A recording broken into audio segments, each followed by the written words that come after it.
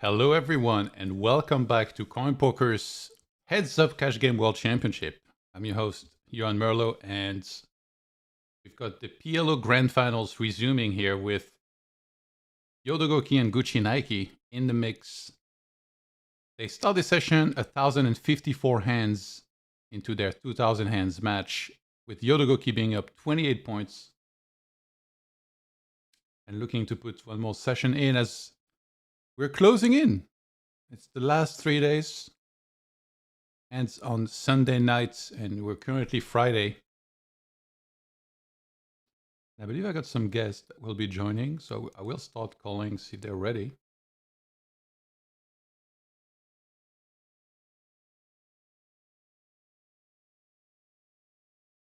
Yo. Hey, what's up? Hey. How's it going? Pretty good. What about you? Good. Yeah, everything's good. Are we live yet? Yeah, already. Oh, okay. What's up, the owner? What up? It's pretty early for you, right? Yeah, it's like 6 a.m. I gotta get used to the European time. How the hell are you soon, up? so.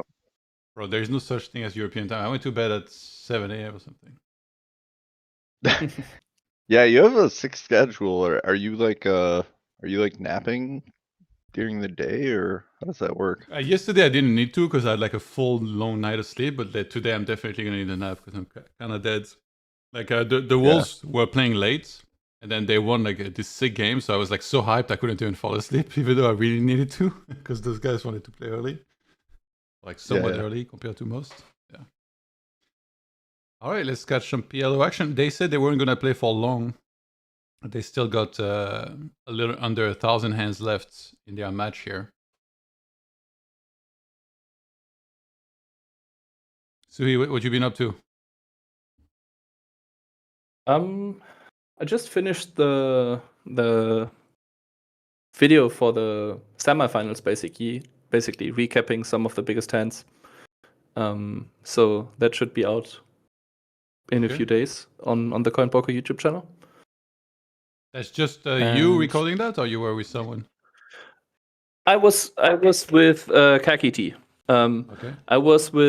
I also did a recording with Veni Vidi. It was nice, but unfortunately, the file was like one of the audio tracks wasn't recorded, so we couldn't use it, unfortunately. And so I did another one with Kaki where he joined me. Okay. So yeah.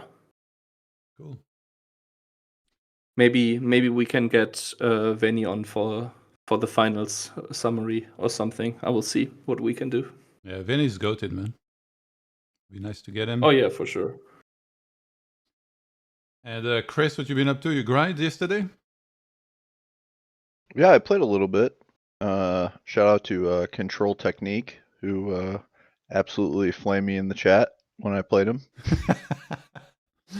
Did you cook him a little too hard? Yeah. I think I was actually. I just sun ran, and then he's like a reg, and it was just funny. You don't usually get that from the regs. You get that more from some of the recreationals, but love to see it. I'm a big fan. Yeah, I think it's always nice to have like a little bit of banter and needling and flaming. Yeah, I want to say he told me to die, but I'm not sure. Can't quite remember, but I told him I was gonna shut him out if I get onto the stream today.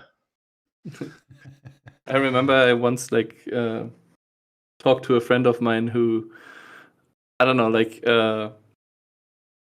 he basically, or I asked him about like another player because like he met him live or whatever, but they were flaming each other online, and I was like, oh yeah, how was it? And he was like, oh yeah, it was all good. Like online we flamed each other, but it was nothing personal. We just wished death to our entire families, but nothing more, you know. So it was just like a regular diss. It's a little friendly bants, you know? Yeah. Nothing too serious, right? Stefan, I played him in PLO. I don't know. He was on like a PLO kick a couple months ago, and he was pretty bad about it. It was I thought it was hilarious though. It was just getting flamed by one of the goats of No Limit and Mhm. a wreck in PLO is pretty fun. All right, let's try and see if we can get some hands that we can bring up. The replay is actually working today. It wasn't the case yesterday, so I can hopefully play out some hands. We got a 4-bets in the house here. And we're going to see a call here from Yodogoki. First to act on Queen 5-3 Rainbow.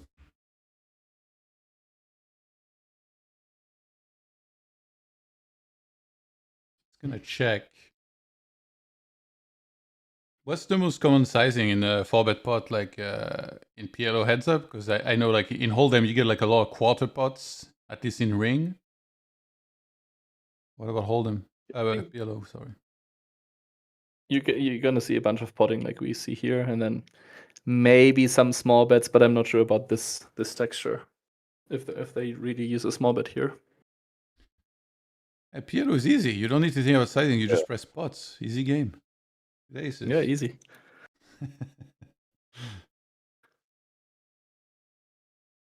That board is really hard to connect with sometimes for some of the hands that 3-bet and call the 4-bet. You're just gonna have a lot of hands that just don't connect at all. I would say it's more favorable for the 4-better for sure. The aces. Yeah, and when Gucci Yeah, sorry, go ahead. when Gucci has a hand like he had like ace 9-3, he's definitely happy to just pot it and take down the pot, right? Like he doesn't really want to bet small, get a call, and then play some turns. Like at least at the stack to pot ratio. When they get deeper, it could change. Although this board is still pretty decent, even if it's a little bit deeper. Okay. What's up, by the way? Kara Sabir in the chat. Welcome. You play any ball recently, Sui? Still haven't played ball. Damn. But you can if you want, right? Yeah, I mean, I haven't played like a real match, but I've been like outside shooting a little bit here, where I live. But I don't know. I have to see how the match goes. You saw I got injured, right? Yeah, with your finger, right? Yeah. What the hell, man? I want to play like so bad and I can't. Yeah. What happened? Like the ball dropped on top of your fingers, kind of? Like that's like one of the classic Yeah, things? I was rebounding and then somehow it landed on the index, even though the middle finger is like the longest. So yeah, just funny angle and like full force. And yeah, I immediately felt something, but I played through it, by the way, and I kind of cooked, if I'm being honest. Like I was playing with, I mean, to be honest, it's like a bunch of kids at the park, and like the one guy that was always bringing up the ball for them, he was like quite a bit shorter than me, like I want to say like 30 centimeters. And so this guy, even though he was very shifty, he couldn't get past me because I'm too long. So this guy was living a nightmare, this poor guy. You got him clamped up. Defense too strong. Yeah, locked him up.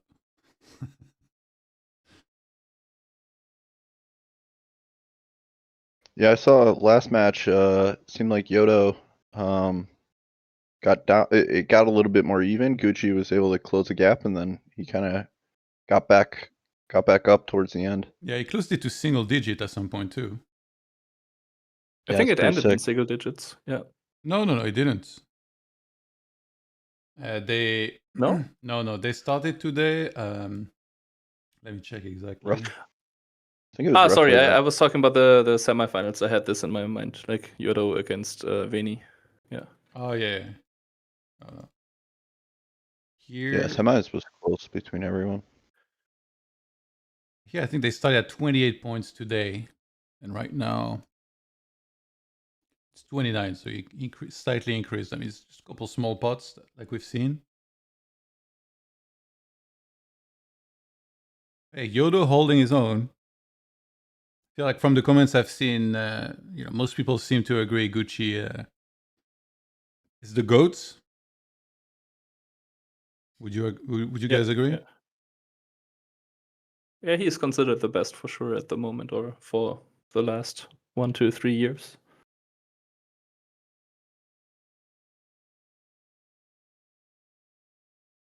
Chris, you watch any sports yesterday? I haven't. I've been following along a little bit of the playoffs for NHL and NBA though. Yeah. Been pretty cool seeing some of the teams struggle or advance.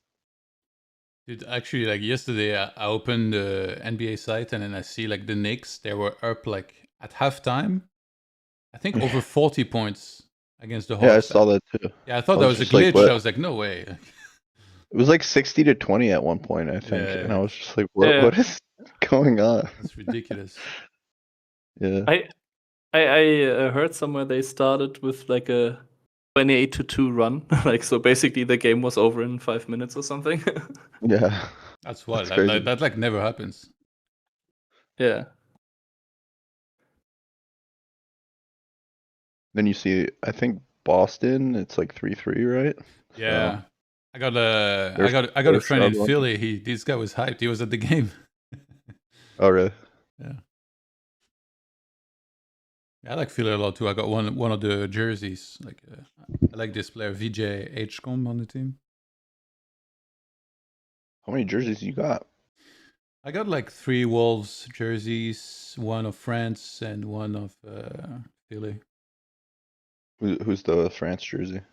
It doesn't have any name on it. Oh, like the So, generic one. Yeah. All the other ones have names, but not this one. Actually, a friend gifted me a Greece Antetokounmpo jersey, but he got me like XL, but I don't wear XL, so I never get to wear this one. You gotta wear it in when you go to the US. It's normal to wear XL. I don't know. I feel it's just way too big for me. L like fits perfectly. Yeah, but in the US, you'll blend in. It'll be fine. All right, we got a flush completing card here on the right-hand side. See what Yodogoki does. Fire for pots.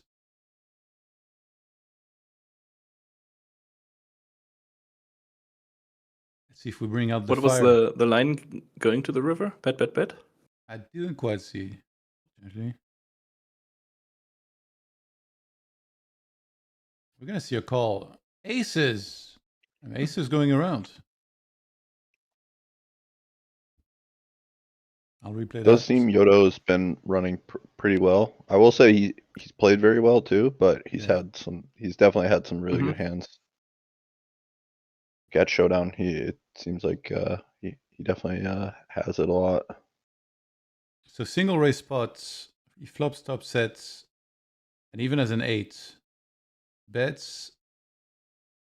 And it does seem like this was a 3-barrel. Goes half on the turn. Yeah, the board's already paired as well. Easy game, and then just pots river. That's when he wishes this was hold'em so he could jam river. Okay, no, actually probably not. That would be too big. Yeah, with the 8, I would feel like his hand would probably size down a little bit. 33 points now for Yodogoki. Size down as in he wouldn't 2x overbet river jam. Yeah. But still.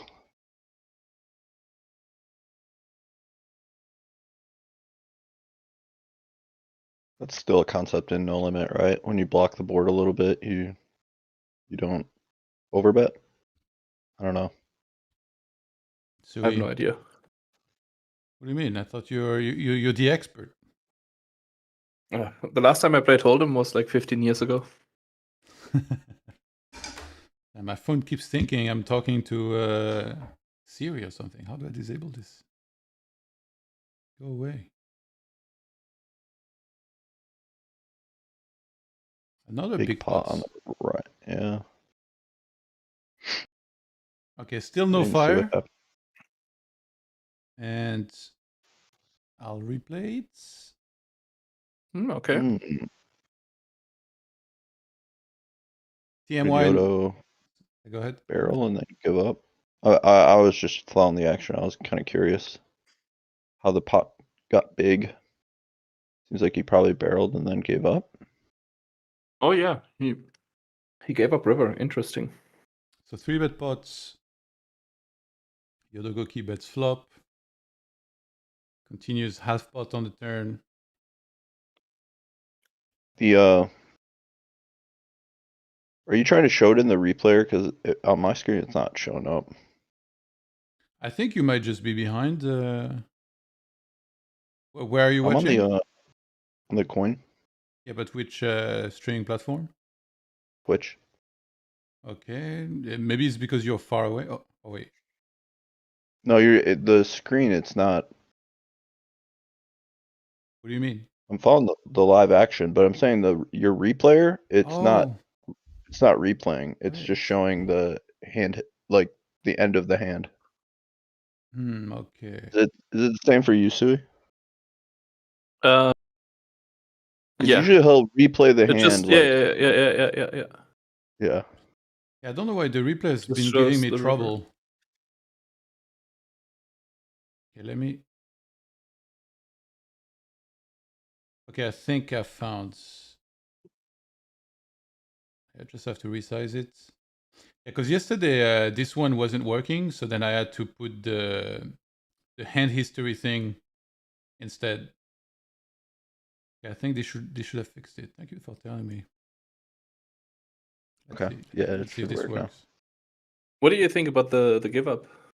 I feel like it's a combo I would have considered at least. I mean, maybe he did consider, or probably, but I think I would have tripled it off here with this combo.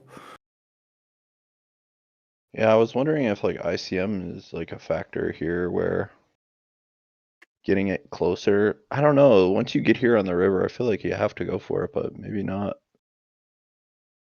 Yeah.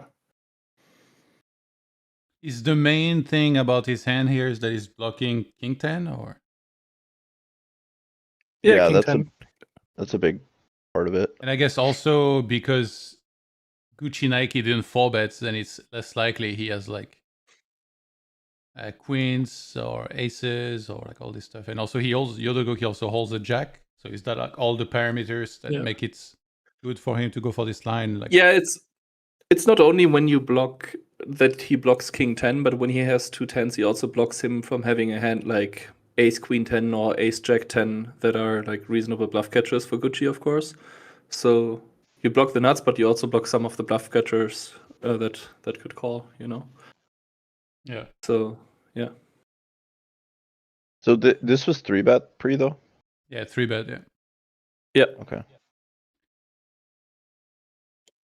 And then he fired. But maybe 10-9 also blocks some of the folds. You know, there are some 10-9 combos with a 10 of spades that call turn and then fold river. So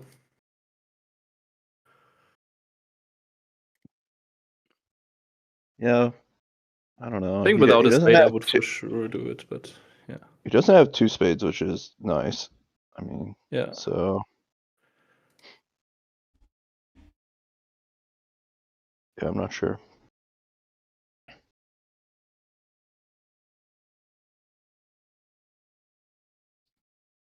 All the kings are out. 3 of them. Ooh.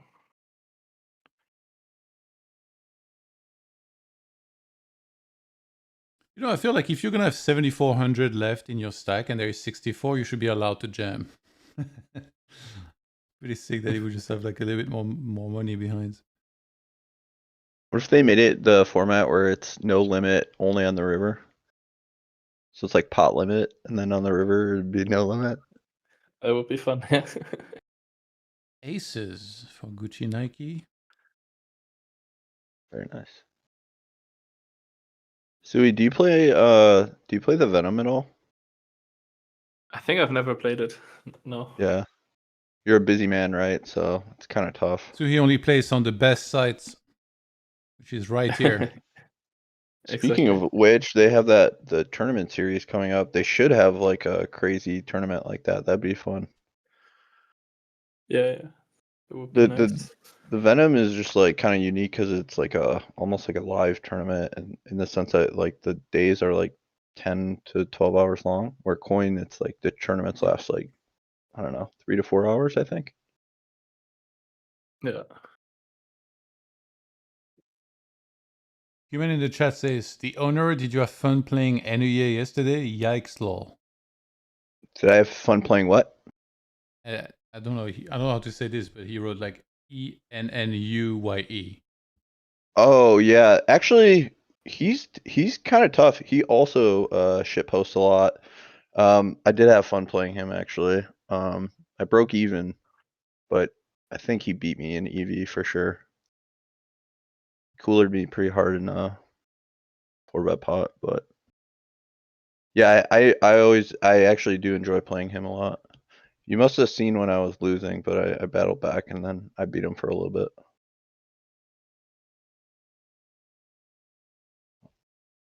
So Yodogoki 26 points. Drops down a little bit.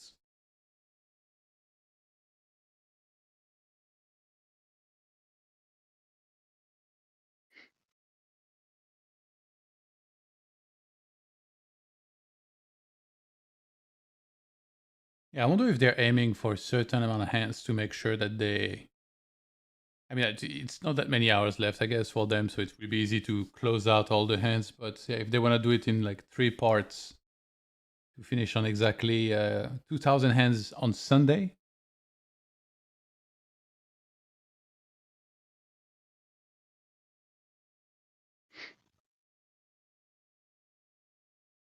Actually, I played a bunch too last night. I think How did it go? I broke even. Hey, that's a win in my book.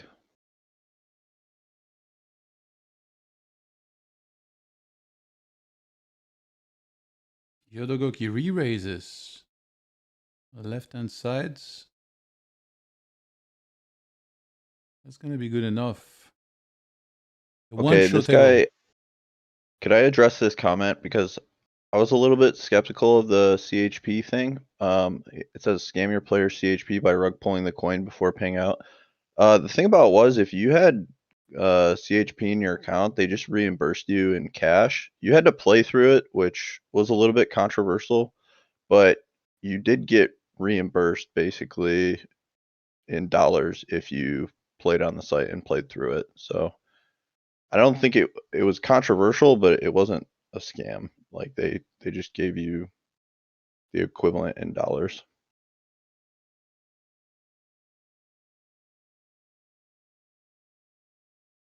Usually, if someone comes in the chat and I feel like there is almost no chance you can reason with them, I just leave it be.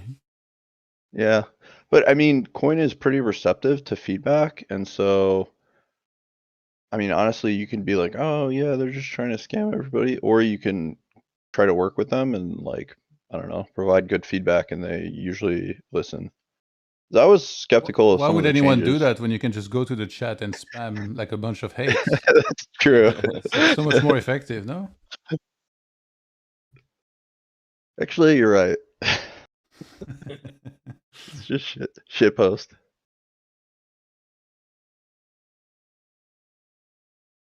And you should see in like NBA fans or like just sports fans in general. I'm honestly shocked because I didn't really follow much sports for most of my life, but now that I do, it's like it's crazy some of the stuff these people write just because there is like a rivalry between their team and another. Like going as far as like criticizing where they live, like saying it's just a terrible place, like all this type of stuff. It's just a sport, so just enjoy the games. Like who cares? You know, like it's one thing to be passionate, but doesn't mean you have to, you know, criticize everything about like some team's fan base.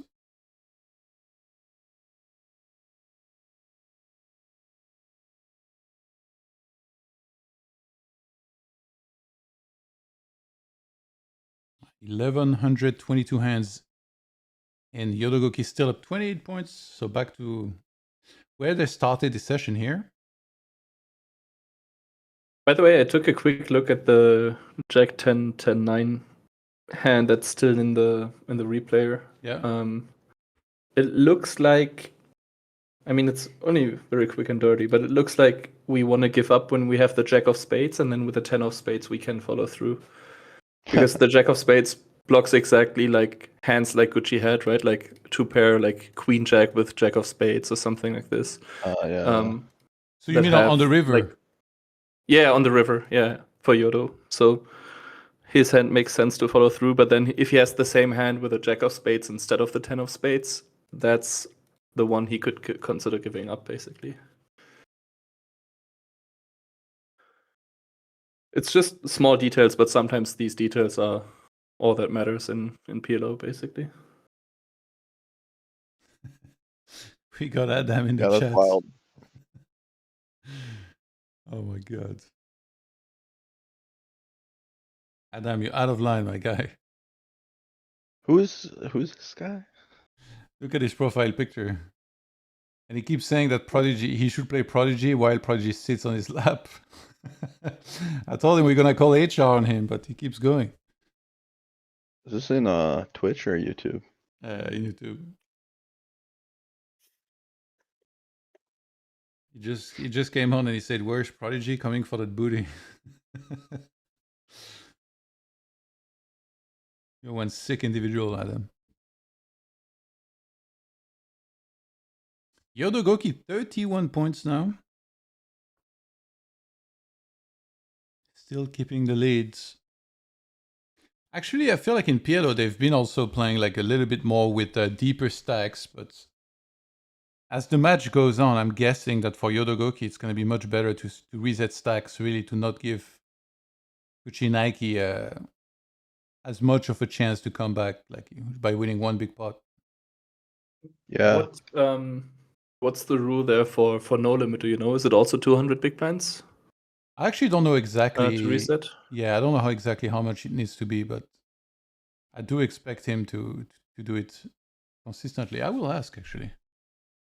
Because for PLO, it's 200 big blinds, basically, or when both are 200 big blinds deep, they can reset. Yeah. And I've seen like some hands that were basically 200 big blinds effective, or where 200 big blinds went in, but nothing larger, I think. Anything bigger, they usually did reset the stacks.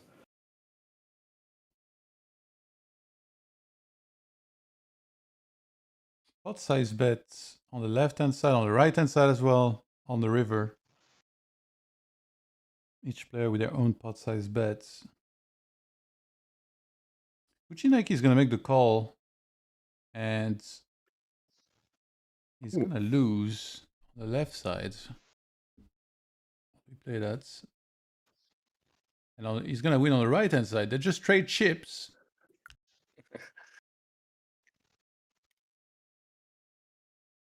Okay, so pocket nines for Yodogoki.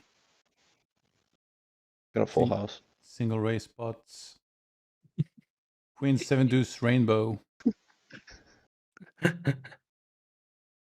And then he turns trips and rivers the full house.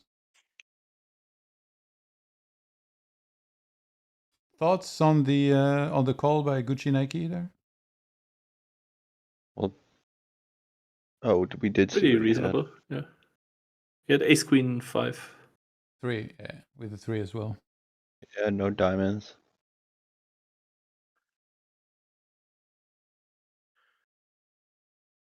I'll play the other one.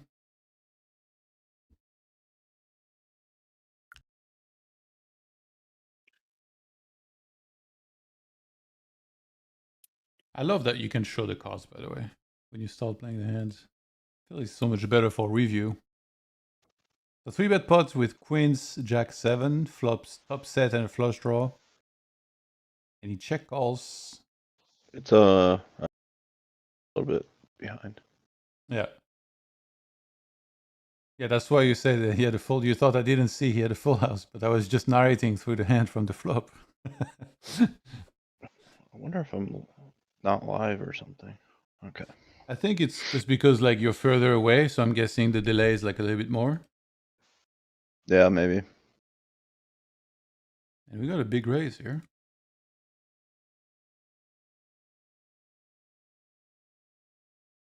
Yodogoki is going to get out. Interesting check call also by GUCCINIKE, I think. I think queen 9. I'm not entirely sure, but I think queen 9-4 is one of the bots that some players would range bet, or is it not? Maybe he feels like he just has everything. Yeah. Yeah, of course, but there's some I think maybe Yodogoki or some other players in the field, but Yodogoki could be a guy that just bets like everything for a third here on like Queen 9-4, but Yeah. or maybe no, he also doesn't go third. I'm not sure. It's like maybe there is some board you're supposed to bet, but and then it's like, you know, in Hold'em you have quads, but you probably want to check. Yeah. Yeah. Yeah, that's what he's saying. Certain boards you just kind of range bet. Yeah, or you can kind of simplify your strategy to doing that. Yeah, so some players do that, and then if they do it, they would also bet a hand like this, even if you block a lot. Yeah. But then Gucci is basically saying, I know I can bet a lot here, but this hand I want to check call, and I will maybe check fold some of my worst hands on this board.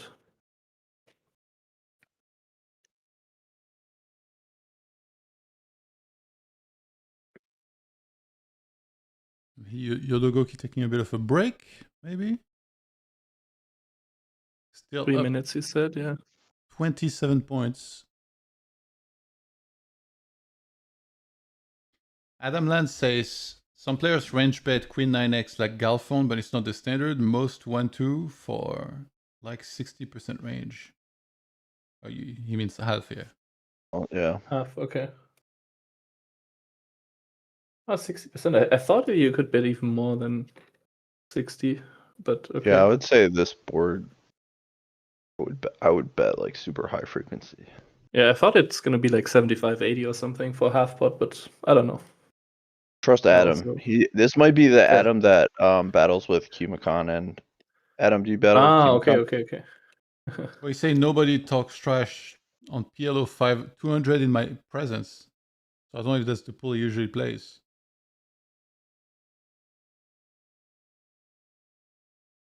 He If also it's the same Adam, he moved down a little bit, but his game still is strong. is that why he's trying to bait Prodigy into playing him? I have no idea. Yeah, Adam's been on fire in the chat, I'll tell you that much.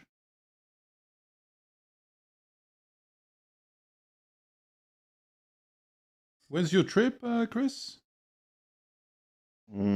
Soon. I don't want to say exactly when.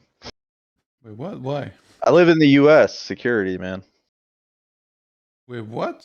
You're- What do you think is gonna You happen? never heard this? You're not supposed to say when you're traveling, especially on a public stream, by the way. No. But you never heard that. So I guess people it's don't know when your home is empty or what? Yeah. And then like Oh, okay. I don't know. It's also like a military thing too. You're not supposed to. Well, that's less of a thing. Never mind. But yeah, you're not really supposed to say like when you're gone and stuff from your house. I don't get it. Just because of like you're worried you're gonna get robbed or something when nobody has your address. Yeah, but I'll tell you another time. Not on a stream. Adam says, yeah, I used to battle a lot of rags. I don't know. I don't think it's him. I don't think it's him. He's not flaming as hard as the other Adam.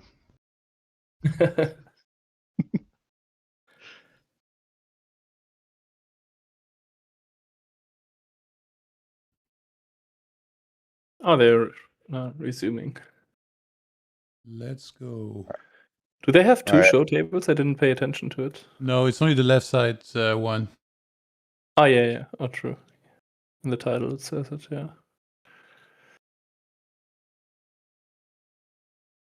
Which I can understand. I think they don't want to have like all their hands mined or whatever, like somebody to see everything as easily.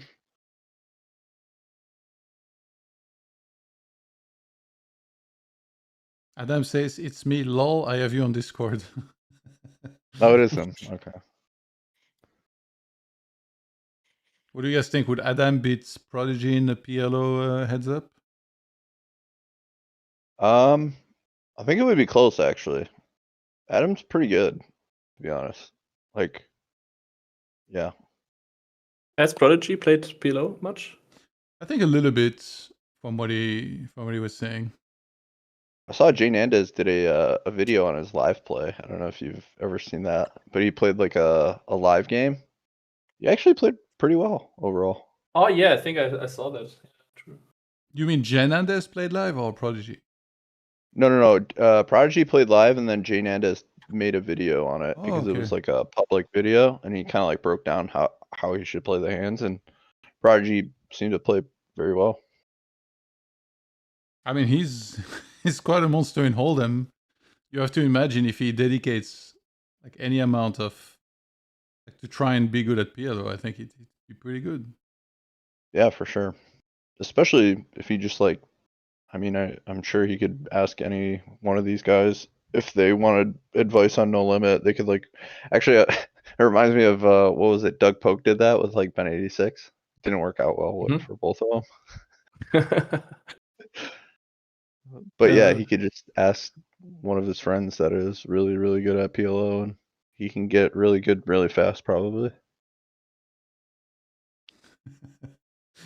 He said anything Wasn't close. it that? Yeah. He said anything close in that much will be Prodigy to my lap.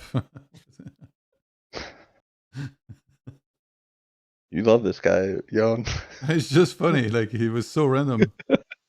Because I thought at first he was telling Prodigy to come sit at his table, but then he said, like, come to my lap. And I was like, I don't think you understand what lap is. He's like, no, I exactly understand. And I think even his picture, his avatar is like supposed to be Prodigy. Yeah, I don't know.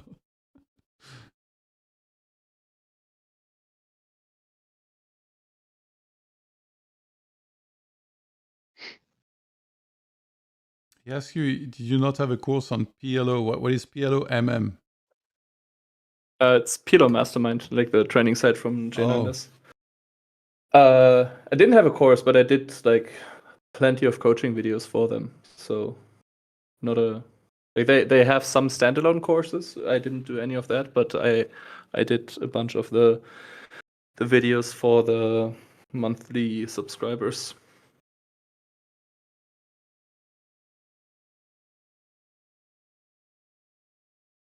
But yeah, that's like, I think I did the last one like 2.5 years ago or something. Do you still stream? I think I streamed twice this year. So yeah, that's more than last year, I think. So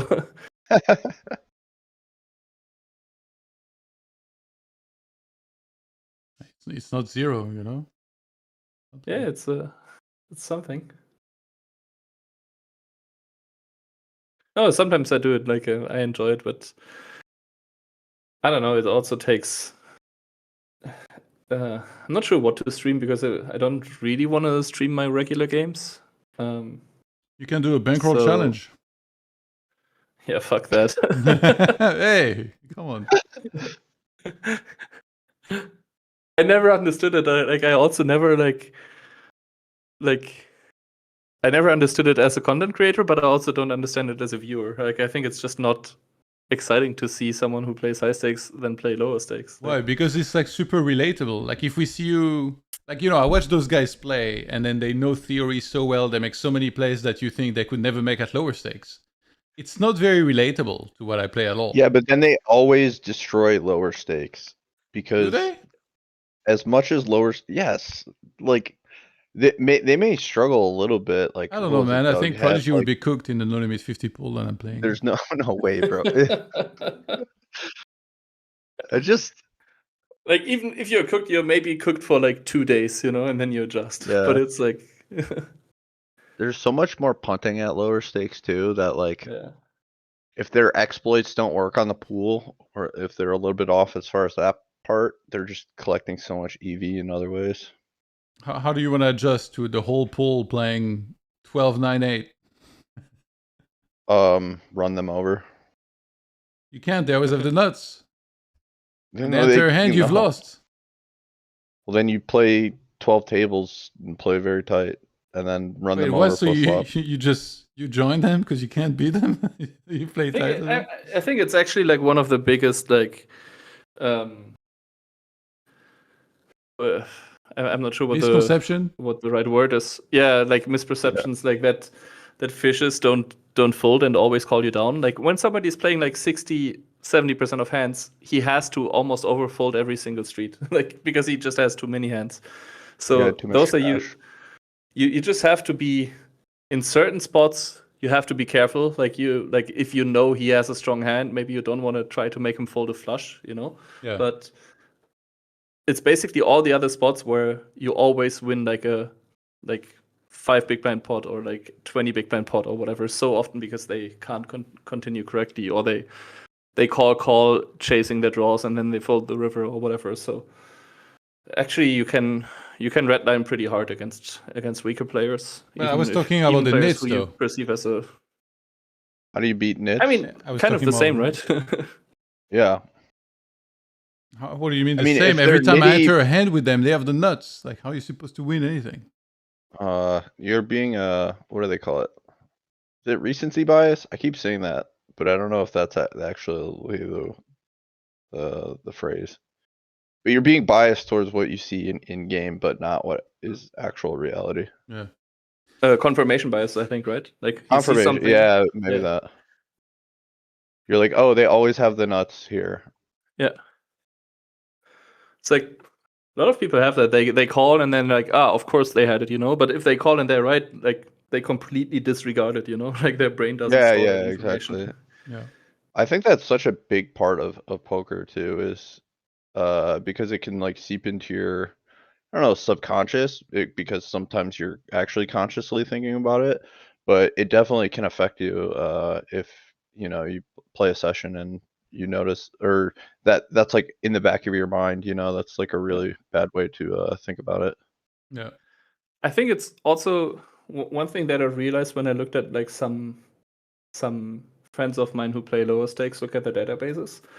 A lot of people, when it comes to calling down, they have like a natural instinct where they call down when they know their hand is good like 50% of the time or more. But the brain doesn't understand pot odds and knows like, okay, you're supposed to lose like that amount, like a higher amount of the time. So a lot of people have an intuition. Oh, I win here more than half of the time, and then they feel good. Like then they feel like, oh, I'm making money with this call. But actually, you should, like some spots, like when they're betting small, you should call and lose 70% of the time. You know, that's just how it's supposed to be. You're still making money with this call. Yeah. And I think So that's very hard. Yeah. I brought that up recently to some guys I was talking to, because in No Limit, I feel like it's almost easier to comprehend, because it's a bit easier to see how your hand interacts with the board and the pot odds you might need, the thresholds, where a newer player in PLO, they don't really understand the thresholds as much, and so calculating pot odds based on their hand strength on like specific boards takes a lot of skill, I think. And I mean, calculating pot odds is easy, but how your hand like breaks down, that's like really something. I mean, we talked about it with the Jack 10-10 hand, where if you have the Jack of Spades, what was it? He ends up calling, and then if he or he ends up shoving. Jack of Spades, he gives up. Yeah. He gives up. He shoves. Yeah. So it's like the thresholds are really affected by your actual hand strength too, which is obviously the better you get, the more you realize it. I mean, I've been playing for mid stakes / like some high stakes for quite a bit, and I still have trouble with it. So yeah, I think that's one of those things in PLO where the more you play, the more experience you get, the better you are at kind of like calculating how your hand like fits into that picture. Makes sense. Vincent said, Johan, can you say to Suhi is still my second favorite streamer and food influencer? Food influencer? Oh, I did. I sometimes posted some food content on Instagram, like oh no, you mean cooking like stuff. What you made yourself? Yeah. What the hell? You're making some schnitzel and Kaiserschmarrn at home or what? So, Kaiserschmarrn sometimes, yeah. Schnitzel not so much. I like. Let me see what the translation is.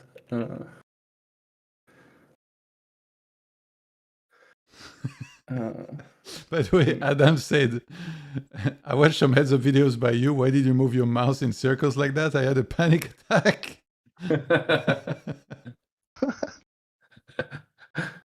That's funny.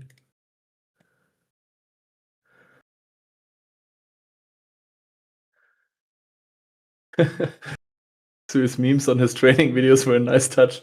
I might have learned some PLO strategy as well. Wait, why? What's the memes? Yeah. No, I don't know. My approach to creating content in general is like, or also like training content is, if it's a little bit funny, it's easier to remember. Like you're not gonna remember a video where someone breaks down numbers for 40 minutes basically, but if there's like one or two like lines you can remember because like they're kind of funny, then the concept, like the way that it works in the brain is like if you can attach some emotion to the information, it's easy accessible basically. So if you have like a joke, or sometimes it could also be something, I don't know, not even a joke, but something like upsetting or whatever, But do you add like you remember it more easily. small videos or like GIFs?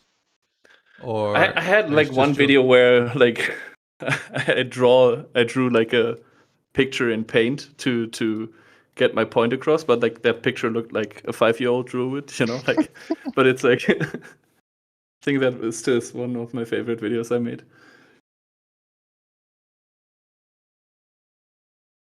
That's a pretty good idea, actually, adding a bunch of memes in there.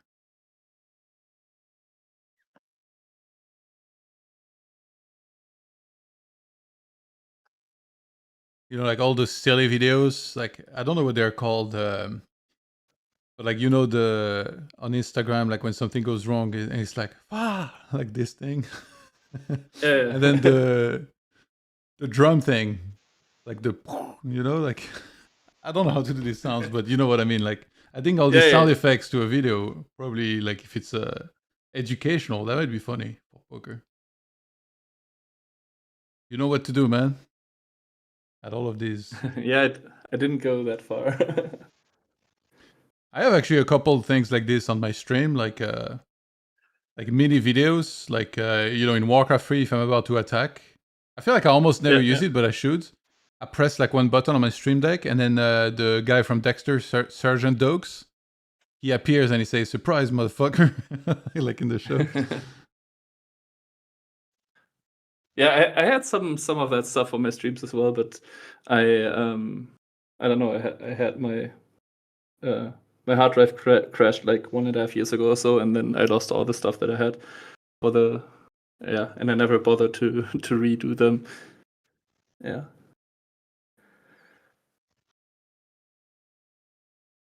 Adam says most regs aren't even nits anymore. Those days are gone. Do you guys feel that's accurate? I think that's true the higher you get. Yeah. Yeah.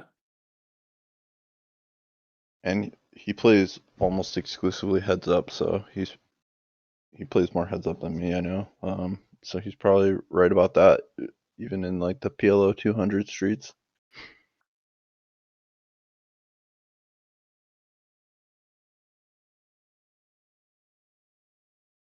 Do you think you would do well in the PLO 200 streets, Chris? Oh yeah, but I mean, there's actually there's good players that like hold 200 lobbies. Like, I don't know. How about a bankroll challenge then? It's so weird because like, I don't know. I really enjoy heads up, but I don't like the structure of, you like sit around and wait all day and kind of like wait to get sat, and then I don't know.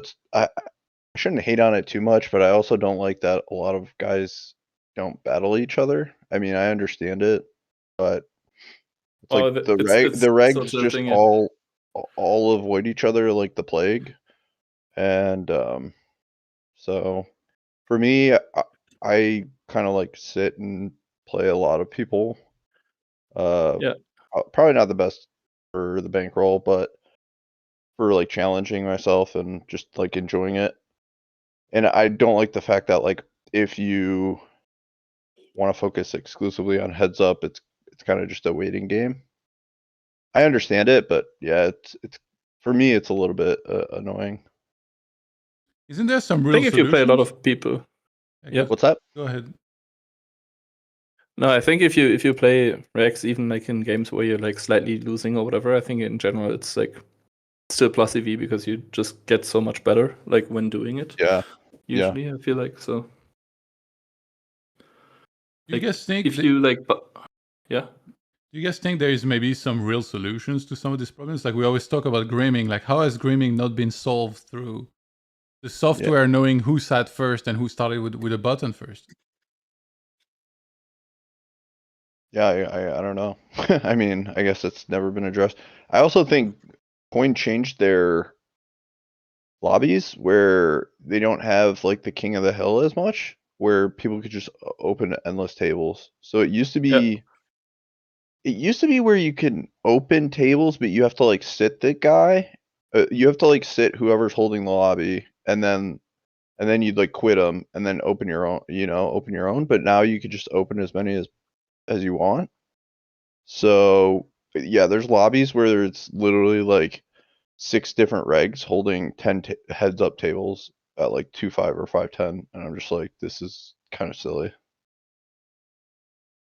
Yeah, I made a screenshot the other day of like I think it was the 2.5 lobby or maybe 5.10 where it was like I think like 12 or 13 different tables open, and nobody was playing. It's like, Yeah. what the fuck? And like, if I'm in that pool as a heads up guy, why wouldn't you try to crush everyone and like and have all the lobbies?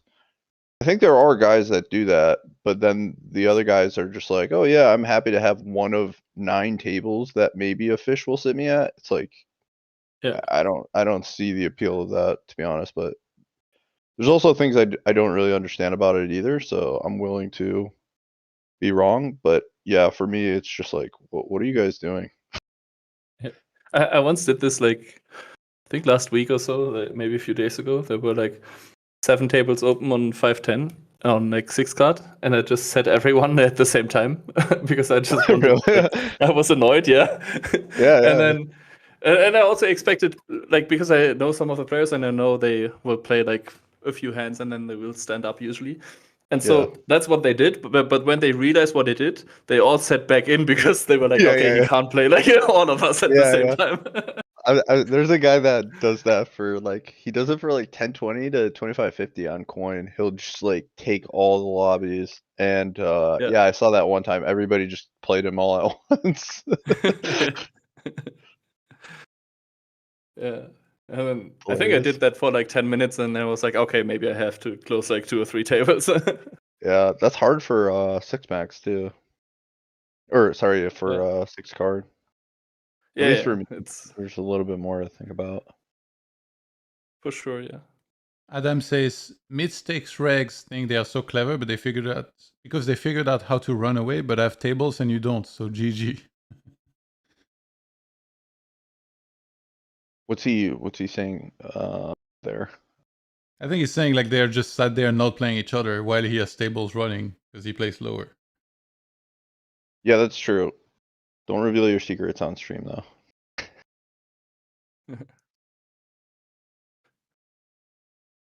Come on, it's been a couple minutes since he's mentioned Prodigy. Let's just take the W here. Dude, you have to remind him.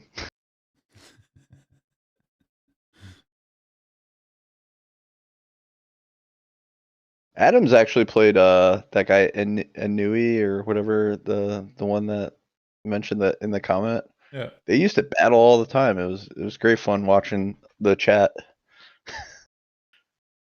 Well, they whisper. Adam actually played like Clicker. Adam played Clicker like 2 months ago. He sat him at like 2550. He's an absolute sicko. Yeah. Adam's played like a lot of people. Like, it's pretty funny. How did the match against Clicker go, Adam? That's why he's at 200 now. No, but for real, I think Clicker actually destroyed him. But who knows? But he's battled a lot of like really good players. He loves to battle. I respect that guy a lot.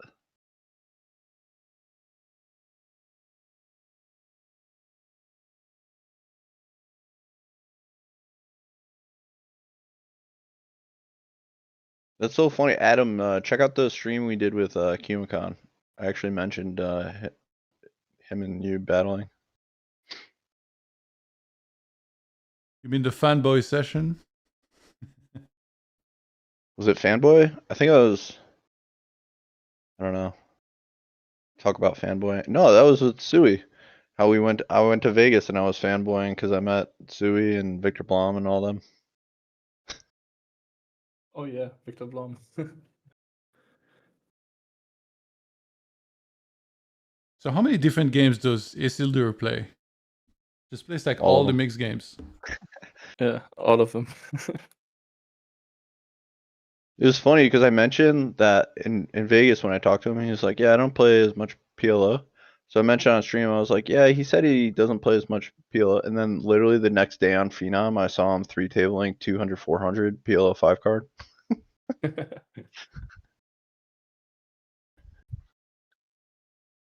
Yeah, we got some re-raising of 5 bets on the right hand side to 8100s. And GUCCINIKE is gonna let it go. No, it's not the show table. Show the 7-7 deuce deuce. Oh, it was a 4-bet fold? Yeah. 5 bet, right? What? Or yeah, 5 Yeah, folded bet. to 5-bet, right? Yeah. Yeah. He must have had an ace in his hand because I feel like for how this format is, it's like I don't know. I'm trying to like solve it in my head if it's good to call and then because sometimes you just like whiff completely and then have to fold, but then you can cooler aces super hard. Like if Yeah. you flop super well.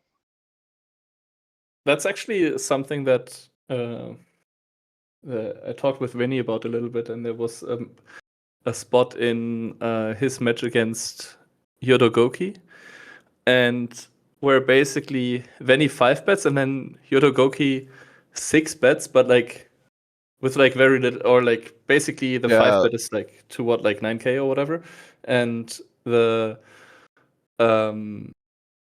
or like 8.1, and then Yodo jams for like 10K or whatever, like with ace 10, 8-7 double, which is a hand you always call to the 5-bet because you can fold some flops. But basically, he didn't, like, he was like, I just realized my 43% equity or whatever instead of having the EV swing, because he was ahead. Yeah. So it's kind of interesting how they adjust. Yeah, I'm kind of curious in that spot if Gucci's more incentivized or less incentivized to call the 5-bet in this type of format. I don't know if it mean, really matters though. But at this point in the challenge, I guess I would think he would want to take more. I don't know. yeah. When Variance. he's down like 37 points now, right? So he wants to have a little bit of the swings, I guess. Yeah.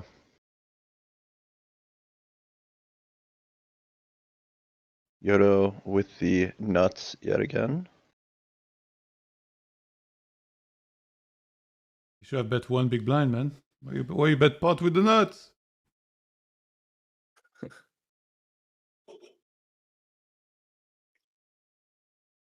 will say on those show tables when I was watching it, it seems like Yodo definitely was having a lot of really nutted hands.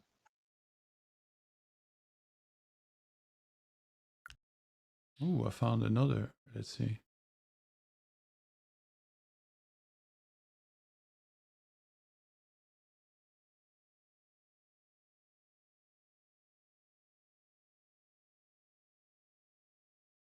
Kings for GUCCINIKE in this one. Flops a flush draw. Oh, whoops. Back to the flop. And not much for Yodogoki. It's an 8. I'm actually surprised he checks this one back. I guess no pair on the board.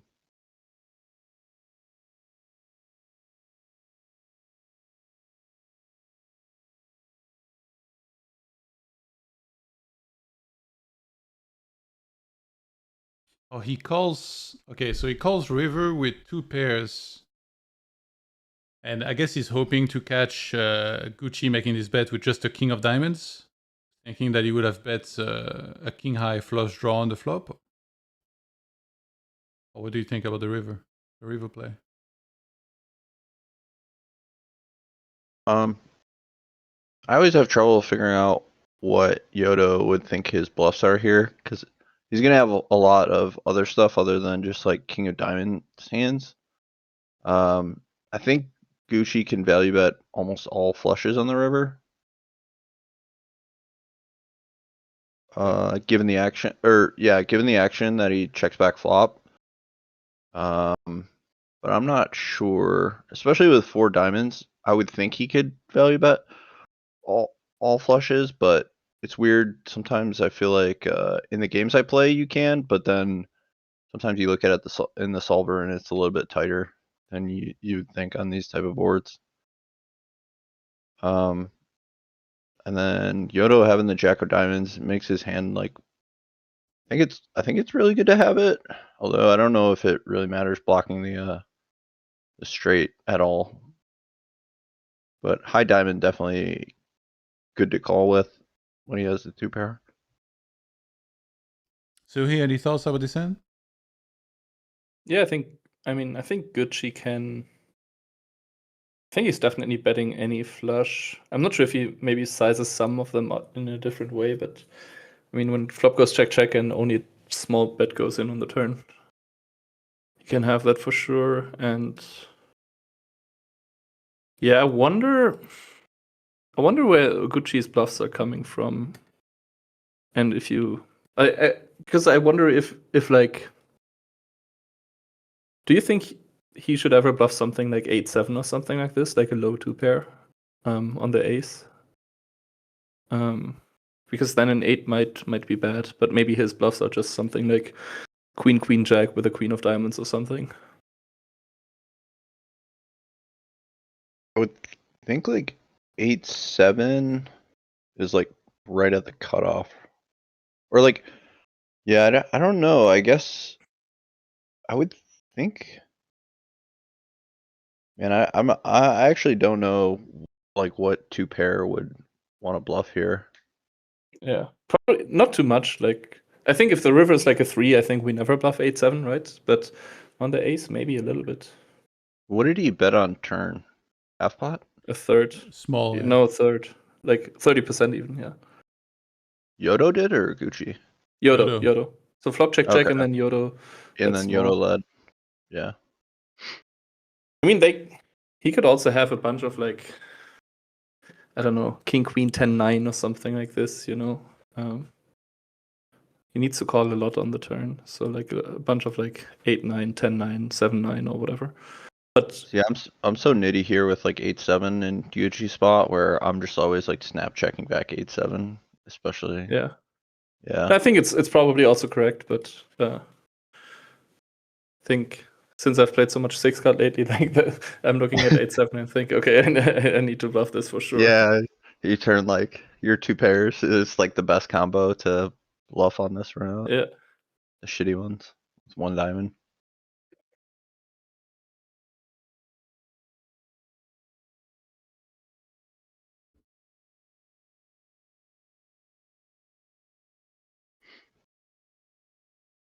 What is this? The same diamonds showing up? It's a paired board this time though. And jacks are gonna be enough to win here. I'll replay that.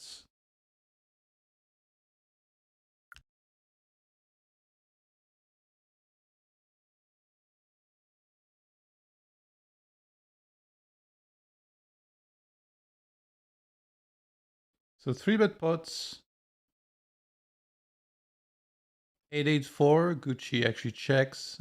Check calls half pots. Deuce of diamond on turn. He holds no diamonds. Checks around 3 of diamond river.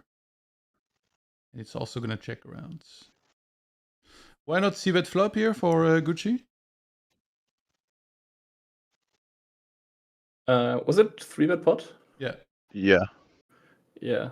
I mean, basically those like low paired boards that have a flush draw and a straight draw are pretty dangerous for the out of position player, because even if you have like you still have the range advantage, you have like an equity advantage, but the visibility for a lot of your hands is so poor that even if you have aces here, like there are so many ugly runouts for you. So you have to be a little bit more careful. But when the board is, for example, 8-8 deuce or deuce deuce 8, for example, then the runouts are not as dangerous and you can get away with betting a little bit more, you know. I mean, 8-8-4, he definitely has some bets. Like I think the boards that are the most dangerous are something like 6-4-4 or something like this, for like out of the paired boards, I would say. Yeah, I was That's at least mentioning how I it remember it. Yeah. to Venny. I think it's so interesting how in Vision and Mastermind they use 1/3 on these boards, but everybody, all the top players use 1/6 and then bet at a much higher frequency. So if you look at the spot in Vision, Yeah. I would guess that the 8-8-4, I would guess that the 3-better probably only bets like 40 to 50%, but I'm not sure for like 1/3. I would guess then, less like, even, yeah. Yeah, maybe even less. It seems like actually like one of the lowest frequency C bets for 1/3. But then I don't know if you ran it with 1/6. I assume the frequency goes up quite a bit, but it's still checked quite a bit for the 3-better. Yeah, I did run it with fifth pot, I think, or something like this, or like 18% pot is, I think, was my size back in the Okay. day, and I Yeah. basically copied that from who was it, like Amso was doing that already, Yeah. like back in the day, and yeah, so I ran stuff like, but even with that size, like some of these boards are just Pretty high not check. bettable. Yeah. Yeah. Did you guys see that hand The just call. now, by the way? Throw it up. Nope. I mean, I know I'm not good at seeing what somebody had in PLO, but I'm pretty sure he just had a 3 on the river. So it's a single raise spot, and Yodogoki flops the open-ender on both sides. Both pairs on the turn. He leads for 10%.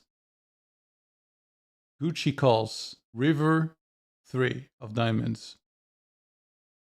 And Yodogoki bets 540 into 1800. GUCCINIKE folds. Yodogoki wins with just at a 3. Yeah, that's cool. I Yep. studied a little bit of like the leading, but not on like the top pair pairing. So it's kind of cool how they find these. I mean, leading for These- 10% on the turn, like how many people actually do this? I've seen it in this challenge quite a bit. But yeah, Well, I like don't have the it top in guys, my like, game. it's like But it is. if you play against someone that does that, just run away. It's the same as like if you're about to take a fight with somebody who got cauliflower ears, like just get out of here. Yeah. You know you're drawing dead. But you do see like a lot of like small leads for like 3-bet pots. You check call flop and then you can like lead specific turns. But it's always tricky because the EV Yeah. is always like really close between different hand classes, so it can be easy to mess it up. I Yeah. wouldn't think this hand on the river would be. I guess it's actually like good, but yeah, I don't know like how he picks like what hands he's gonna bluff on the river Yeah. on the board pairing like turn. It seems so strange. His hand just looks like a flush here, but he might have like he might do this with like Queen X and a flush as well to balance it out when he leads so small on the river. I assume that's kind of like what he's repping for value. Some of his Wait, stronger hands. what was the line exactly? How did they get to the river? So I'll restart the hands. I think he check called flop lead turn. Well, actually, I don't. And then, yeah. It's single raise spots. And Gucci bets 75% flop. Yodogoki calls. Then he leads 10% on the turn. And then he leads small again river. Yeah. Interesting. How much? Yeah, I mean, I think for value he has like some flushes, maybe even a queen with a diamond or whatever. In PLO, how much heroing there is? In this situation? No, in any situation, because I feel like I've almost never seen a hero call. But then again, the hero call in PLO might just be totally different than Hold'em. Like something with the threshold. ace high The thresholds are way different. Yeah. So like a hero call here would be like a jack with a diamond.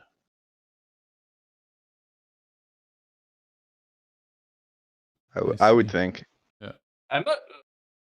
I don't know. not Actually, a sure jack if with a that's like diamond small on yeah. the river, it might be just a fine.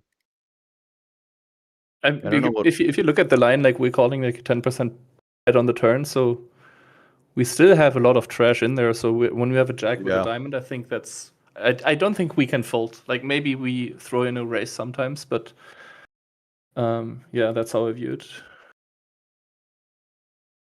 I think a hero call here would be a 4, like a 4, yeah, or something like I don't know. It's so hard like to 10, hero 10, in PLO. Yeah, it's so hard to hero in PLO too because sometimes you just lose to their bluffs. Like if Yodogoki had like 10-9-9 somehow and was like bluffing with it, I don't know if he would ever take that line with it, but you call with a 4 and then you get shown like 9s, it's kind of like a sick feeling. Yeah. It's not always the case. I think Yodogoki never has 9s here. I think he's not sizing You don't like think this so? on the river. No. I think if you, or I'm not entirely sure, but I think if you bluff 9s, it's just so weird to have 9s here. I think 9s is just check, like we have some showdown value still. White Nose in the chat says ace 4 with the diamonds and not many straight blocker, easy call. Yeah. Like you're gonna see bet something like ace 7-6-4 maybe or something, or like ace 8-5-4, something like this. Then you have to call turn, and then on the river, something like basically you beat something like Yodogoki's bluffing here, right? He could also have the same hand without a 3, even like just a like king 10-9-5 with a 9 of diamonds or whatever.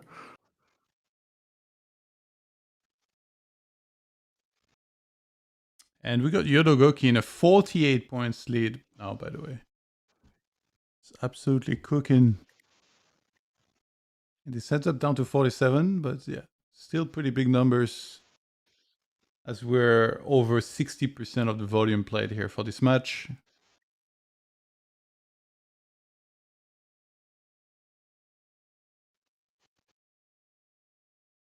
I don't know if you guys caught, by the way, Krasifisk against Lama, but Lama is having a really sick comeback in that matchup. How much was he down in between? I think he was down, I want to say 4 or 5, yeah, 5 binds. And then now he's up 2, but like the session yesterday was really crazy. Like he went pretty well for him, and literally the last hand of the session, Krasifisk is all in, and Lama says, like, maybe I'll donate a buy-in here or whatever, but I call, and then he calls and he's correct.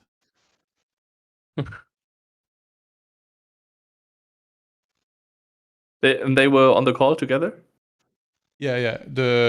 Both of the last Hold'em matches, the players are always on the call. Yeah, nice. Yeah. That's what you hate to hear, right? Like also in live poker, when they're like, okay, I donate, and it's like, okay, you're good. Actually, like you can tell Lama plays some live because he has the habit from live. Like whenever he gets jammed into and he knows he's calling, instead of snap calling, he says his hand out loud. So they like sometimes like there was a hand yesterday where Krasifisk calls and Lama is like, I have the nuts. But he doesn't immediately call. He just tells him first, and then he calls. So he slow rolled him. Yeah, it's not a slow roll. It's just like a live thing that people do. How is that not a slow? That's a slow roll. Well, he told him what he had. He instantly told him that he Yeah, has the no. nuts, Yeah, yeah. right? It's just he didn't turn Yeah, over. that's not as well. And then he waits to call. He I don't doesn't know. wait, but he's like not instantaneous. He's not like one of those try-hard online guys who already have the cursor over the call button, you know? Like, Then it's a slow roll. If he has the nuts and oh my he God. like says, how is I'm that not a kicking slow you roll? out of the call, bro. Dude? No, I think If a you- slow roll is when you say nothing for 10 seconds and then you Yeah. say, Yeah. I have the nuts. Like you Yeah, wait. maybe that's true. Also, like he calls within a few seconds. Yeah, but he doesn't wait Yeah. much. Yeah. I don't know. I've been slow rolled so many times this last year. I actually don't mind getting slow rolled that much, but it's just think- like, Yeah, sounds believable. Yeah. I can appreciate a good slow roll.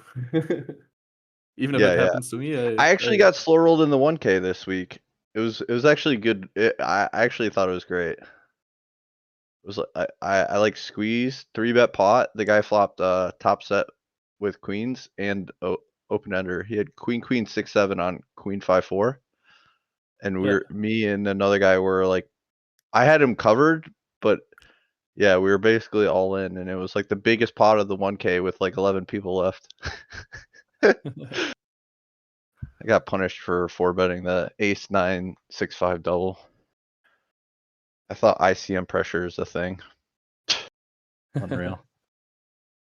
They can just call with double suited queens and set mine. Yeah, crazy.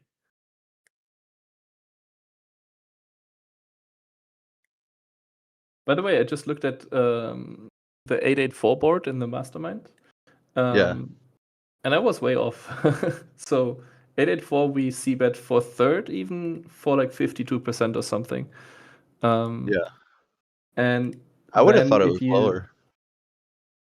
For sure. Yeah, I thought as well it was lower. Uh, But then if you Let me know if you look up a solution, because then I'll keep the hand in the read player longer. Because now I've already opened another one. But yeah, keep going. Oh yeah, okay, yeah.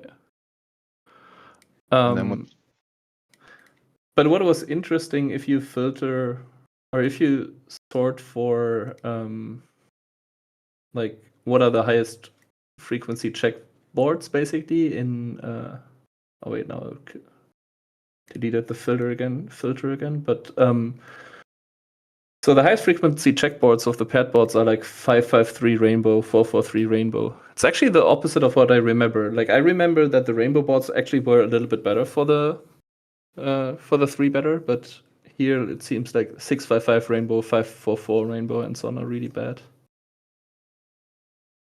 isn't that true for like the non-paired boards though? I think that's like the heuristic is that like 10-5-4, for example. That's why you can pot. Yeah. Or if it's like 5-5-3, you don't. Yeah, you just don't.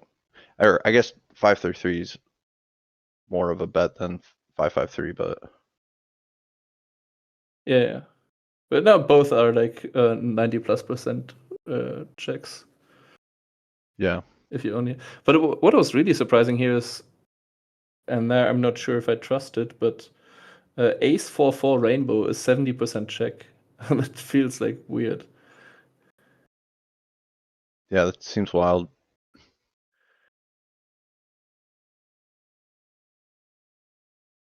Big Yeah, pots. interesting. We do get the all in. From GUCCINIKE on the Oh river man, you got SPR1. the fire. Oh, big pot, yeah. There's a multiple different straights that got there, but the flush draw with the diamonds missed. Is it a 3-bet pot or? I did not see exactly. Ooh. And we're gonna get a call Wow. here with a set of 9s. See, I got the hand here. Let me replay that. Pretty sick. Yeah, that one is Oh, not the show table, so We would not have seen if he didn't call. Yeah.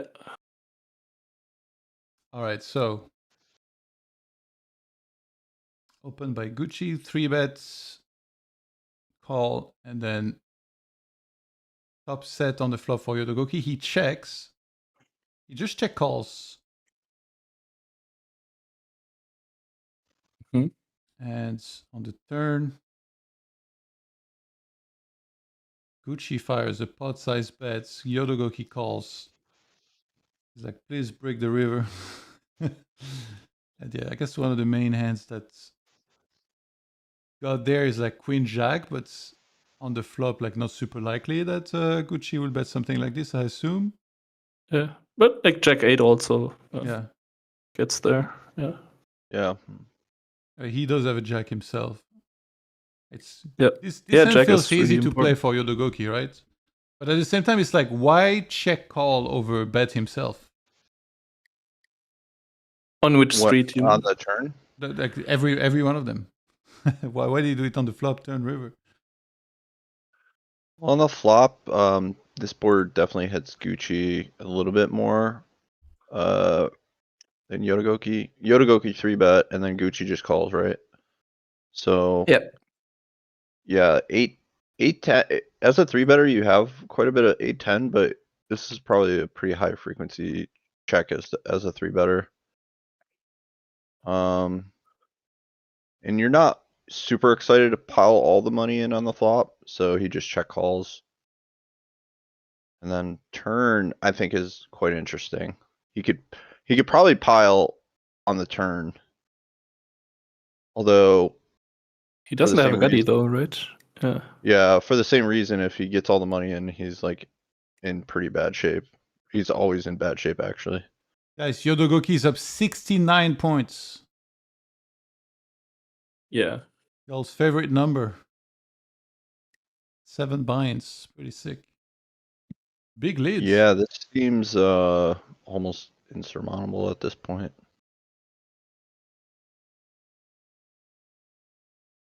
Maybe I'm speaking way too early, I guess. For Gucci. Nah, it's still It seems it seems like very high though with 700 hands. It's a commanding yeah, lead but for sure. if Gucci assumes he has a 10 EV big blind win rate, you know, then he could do it in 700 hands.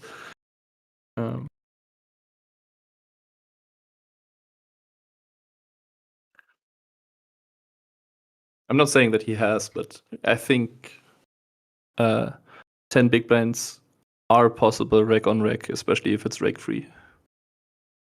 Is Maybe not- Gucci's hand a must bluff, or can he give up here sometimes with this? Not sure. I think he has like a little bit of showdown value. Not much, but like he beats some stuff. Yeah. I think Ace of Diamonds is not as relevant here, basically. Like sometimes it's bad to have it, but I think actually not sure, but like some of the Ace of like nut flush draws will take a different line for Yodogoki. So he's gonna check raise flop or check raise turn or whatever. So I think it's not as bad of a blocker as it might look in the first place. And then when blocking the 10 I think is also kind of nice. Yeah.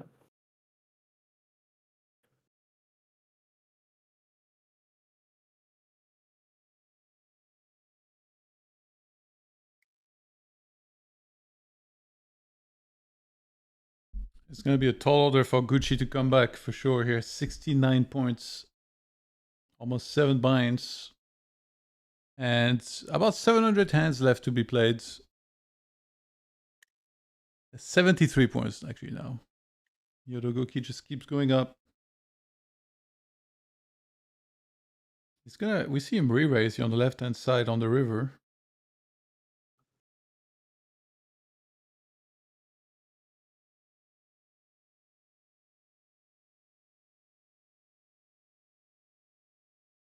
And there was a folds, and he had a straight.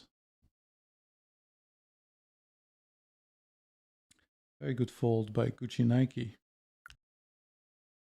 On the right side, they're going to run it. Ooh. Yeah. And Yodogoki picks up some more EV here. Jesus. That man is on fire. I'll go back in the other hand here. So single raise spots. Queens is not an automatic 3-bet here, or is it's about the suits also, I guess? Yeah, Yeah. I think a lot of the Yeah. queens is about the suits and connectivity. 5-4 And is I think okay. also at this point in the match, we could see something where Yodogoki takes some lines with a little bit less variance, because his Yeah. lead is so big. Makes sense. 80 points in the lead now, by the way.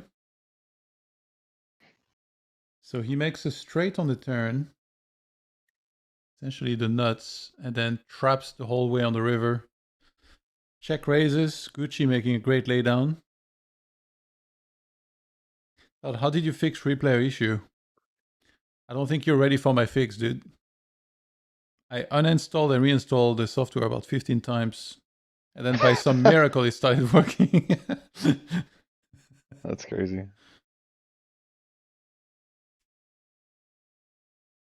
You know, it's very quick though. It like uninstalls super fast, then reinstalls super fast. So at first I was Yeah. like, wait, surely there is like a bunch of files that stayed too, because my settings are still there. And then I was looking and I couldn't find them. So I guess not. Eventually it started working. I had almost no more hope. It was so weird. Like yesterday, it wasn't loading at all. But today, all good.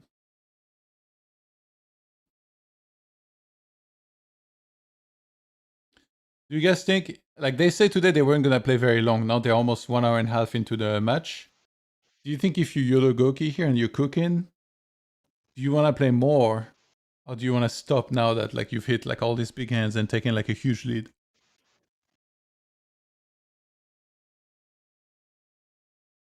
Sorry, can you say it again? They said like they weren't going to play super long today. Now they've played almost an hour and a half. If you Yodogoki here and you just won all these big pots, do you want to keep playing because you're catching some hit, or do you want to take a break now that you've taken like a huge lead and kind of like chill, reassess, and then come back tomorrow? I'm not sure. I'm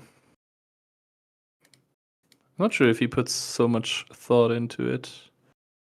I feel like maybe there's some thought into assessing, like, I don't know how they're calculating it, but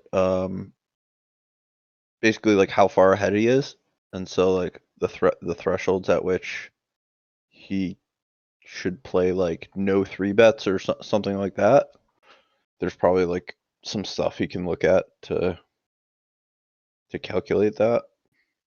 Maybe not no 3-bets, but yeah, like play a very conservative game, unless they're just like going off feels. But I think they could probably look at some stuff after like today to see like how far ahead he is. Yeah, makes sense. But other than that, I don't think there's too much to think about as far as like, I don't know. I assume Gucci's not like steaming or anything. I wouldn't think. I mean, he's probably maybe a little bit frustrated that Yodo's seems to be running a bit hot, but I don't think it's anything like, oh, I want to put the pressure on Gucci because I know he's like on tilt right now. I don't think there's too much of that. Yeah.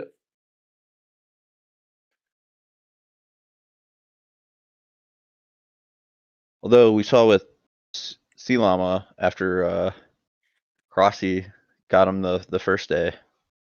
I saw the end of the stream. He was like really frustrated. So maybe there is something to that. Yeah, what's funny about I think this? in general, like, go ahead. I think in general the player who's down benefits him maybe a bit more from the break because it gives him the chance to, like, if you feel like you got owned in a couple of spots, it gives you the chance to figure out, okay, what happened here actually, like what does he have on me, Whereas when you when you're winning in EV, like, and what you're doing is working, then there's not so much need to change up your strategy, right? So But to that point, like on the show tables, it seems like at least like the ones we've seen, Yodo just like has the nuts a lot. So, I mean, I'm sure there are things that like they can look at and they will, but from like that perspective, it's kind of just like, oh, Yodo's kind of just running like really hot in certain spots. yeah, Not much I True. can do. I did think it was interesting the prodigy point that he brought up about because they do it with like the AI bots where they have the certain distribution of hands. He was mentioning how they do it like with a team where it's like 2 players and then I think they play like another 2 players. I think that Okay. would be like really cool. And they basically switch the distribution of hands for like each player, so they get the same distribution of hands, and they just Yeah. see how they play it differently. Interesting, yeah.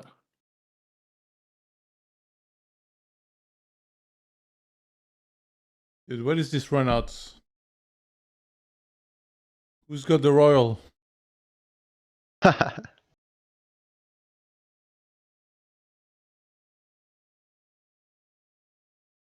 Yodogoki asking for 3 minutes. And there was a hand here on the other table. I don't know if you guys caught that. I'll replay it from the start.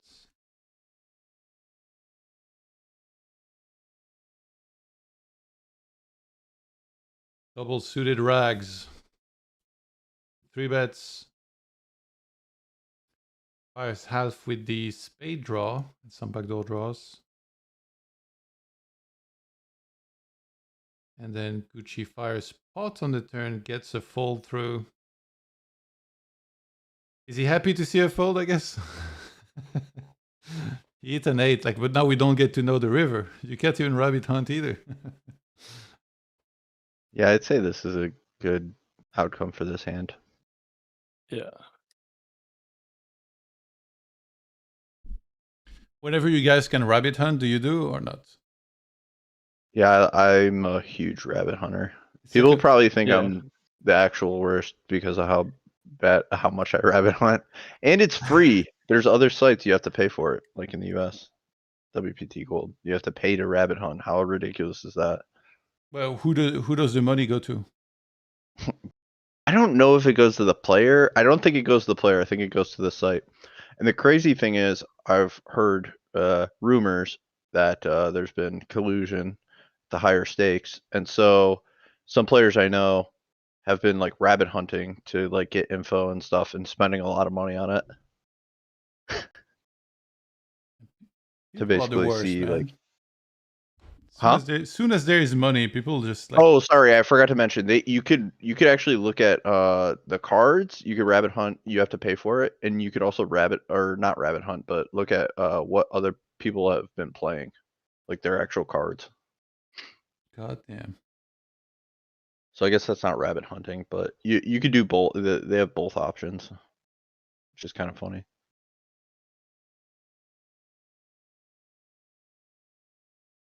But yeah, a couple high stakes players have, not just one, but a few have mentioned there is probably some shenanigans going on at higher stakes PLO on that site.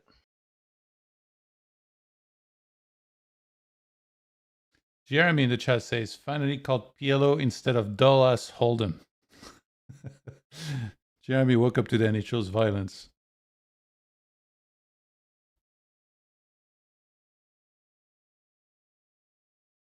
Yodogoki now 74 points in the leads. 1,300 hands.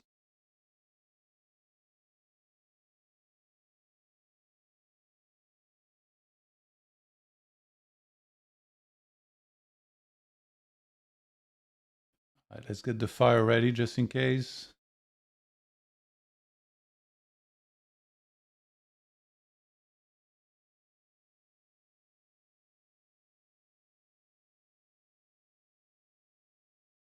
Going all in, and that's going to be good enough.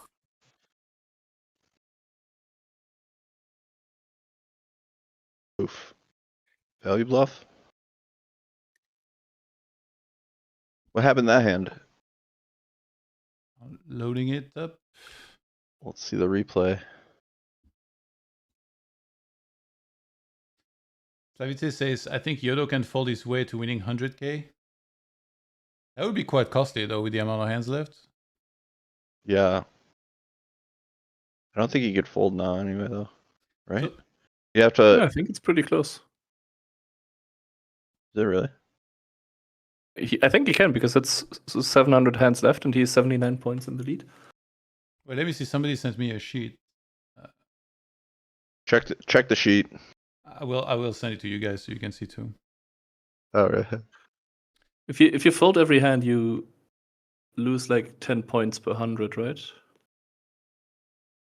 Yeah, so he needs like with 1300 hands, he would lose like 52k, and he's up 74. Yeah. Oh, So- he can fold. No, he can. Yeah, I said he can, Yeah. right? Or he can't. Yeah, he can. Yeah, he can. But then, yeah, he would lose. He would forfeit 52k. Yeah. So he would end up up 22k plus the 100k prize. Yeah. Okay, so this ends Yodogoki after 3-betting pre-flop checks, and he check calls a pot size bet. With this specific hand, I wouldn't be loving this. Yeah, he's probably not, but he's got a lot of backdoor possibilities. And Gucci fires small on the turn, and Yodogoki crank the hits up. Yeah, that's a Goes for the jump. spicy little raise there.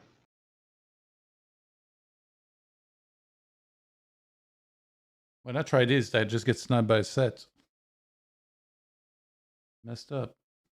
He's not in the worst shape versus set there, so I assume that's why he does it.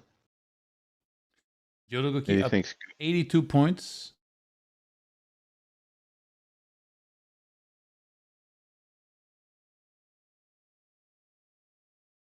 Yo, and there you go back to your bias again. When I do this, they always have a set.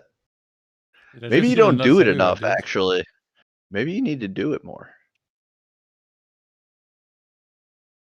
Just do it.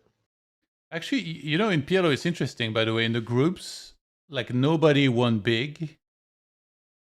Like, I think GUCCINIKE was the one that won the most. And no, actually, even he. Like, he beat Mahasajan by 15 points, Dogecoin Maximalides by 5, and Veni by 6. So essentially, he does 2 buy-ins, which is really nothing. And it's same thing for Yodogoki. He finished up only 2 buy-ins in EV. And then in the semifinals, he finished up less than 1 buy-in against Veni Vidi. That's funny to think, like he might just barely be up right now.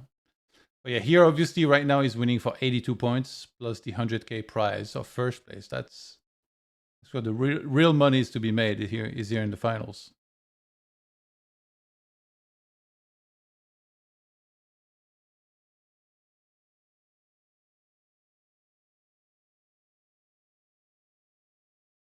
Four bet pots.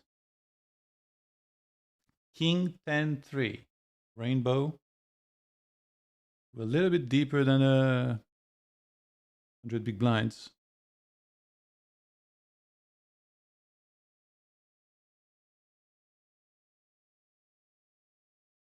And Yodogoki is going to pot it with aces and a gut shot.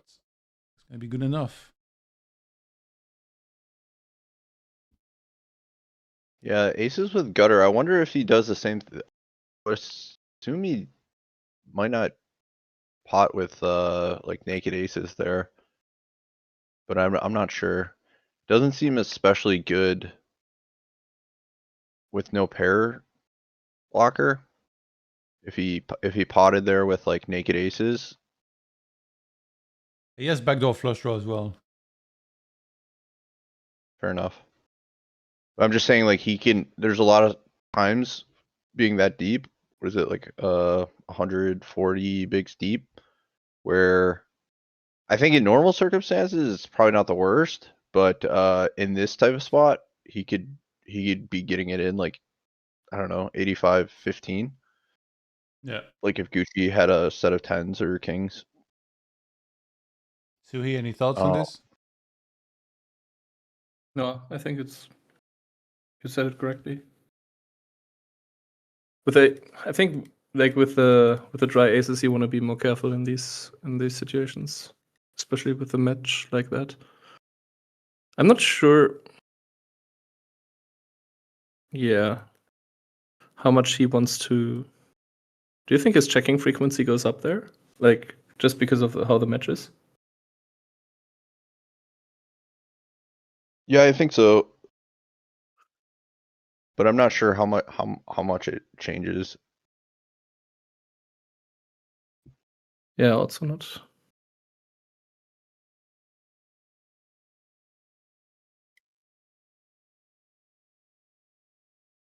All right, Yon, I gotta hop off, but it was real.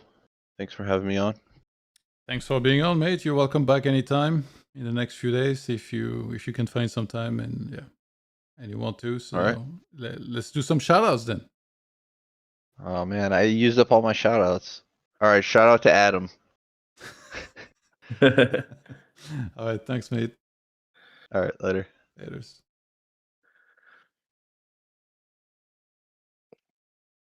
Yeah, I don't think they will be playing too much longer. Yeah. Ah, okay. But if you have to I go, was it's about to fine. say I also have to hop out soon, but I still have a little bit of time. Man, I was looking forward to playing ball with you, but now I have to wait 3 weeks for this thing to come off. Like, the splint. So annoying. Yeah, I mean, but we can play then. It's not going anywhere, so it's how is it? Is it hurting still, or is it just No. It's just like I'm wearing a splint, so my finger is always like perma extended. So obviously I can't do I can't play ball. Like showering is awful. Typing is kind of tilting. Yeah. Adam says, put me in commentary booth. Maybe if you want tomorrow, you can join us. As long as you promise you're going to behave, because I think the harassment on Prodigy in the chat has been has been sufficient already.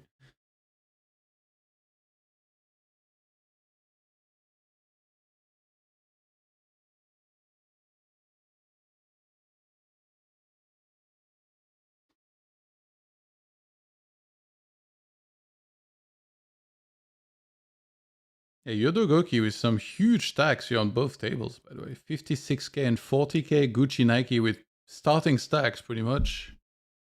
Yeah. That's not been his day. 92-point lead by now. Yeah. Wow. It's not been Gucci's match at all. He did very well in the semifinals, though. 15 points, 150 points, 15 binds versus Lukaku before he threw in the towel. Yeah.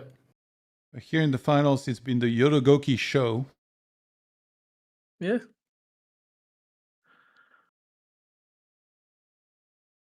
Adam says, I was just joking. I'm a nice guy. Actually, yeah, that's what all the non-nice guys say. They always make sure they say they're a nice guy. Yeah. It's like when somebody's saying I'm not a liar. Like, why would you mention it if you're if you're not a liar, right? Like.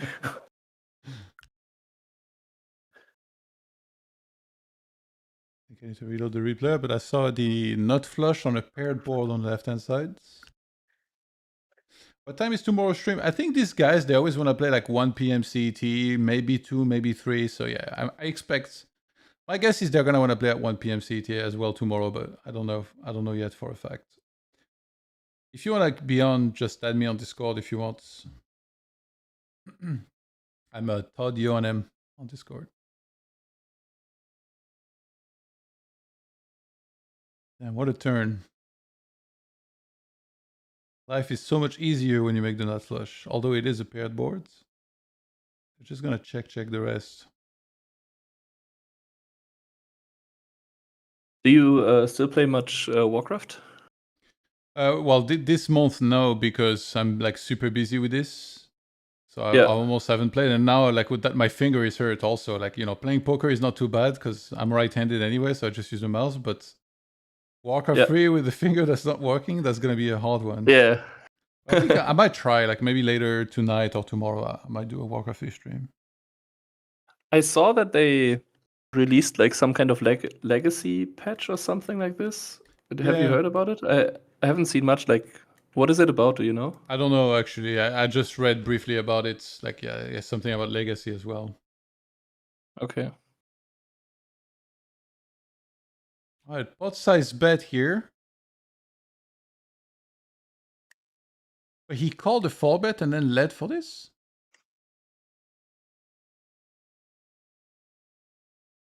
Mm. Which hand are you talking about now? The 7-8 deuce. Ah, okay.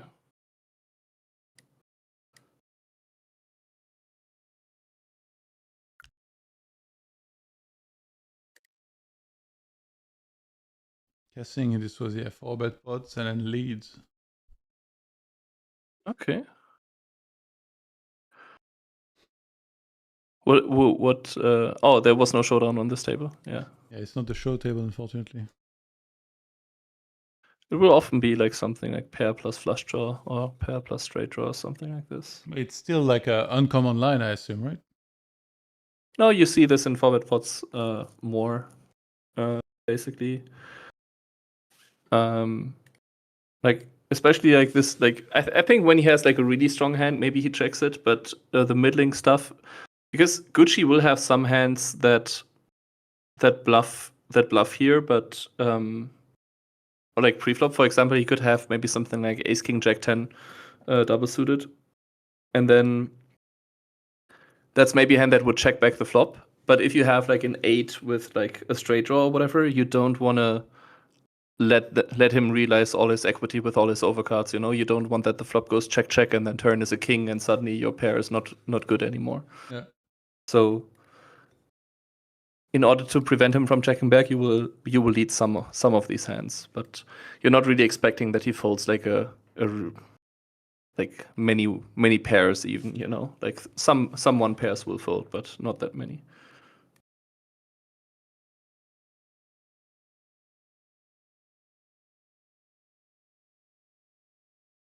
$100 points for Yodogoki. $100,000 EV in the leads. 1,349 hands into their match.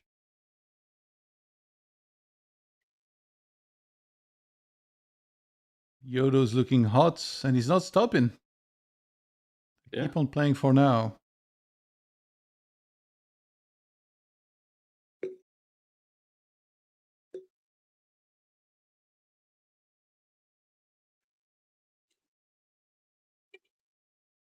White Nose asks, is Yodo's star's name known? It's often asked in the chat. I think yeah, we avoid sharing names, but if somebody in the chat knows, they might tell you. But yeah, on the stream here, unless somebody came on the stream and shared it themselves, like I'm So Good did, I think we're gonna refrain from sharing stuff like this. Slavice asked, is SuhiPX still focusing on his 6-card tournaments or heads up? Yeah, I'm focused on getting to heads up in 6-card tournaments. No, I'm mainly playing 6-card at the moment, but a reasonable amount of heads up as well. 6-card heads up.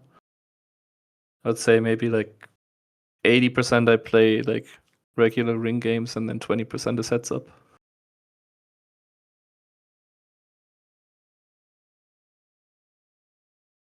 That's your answer. All of the above at once. Yeah, tournaments not so much at the moment.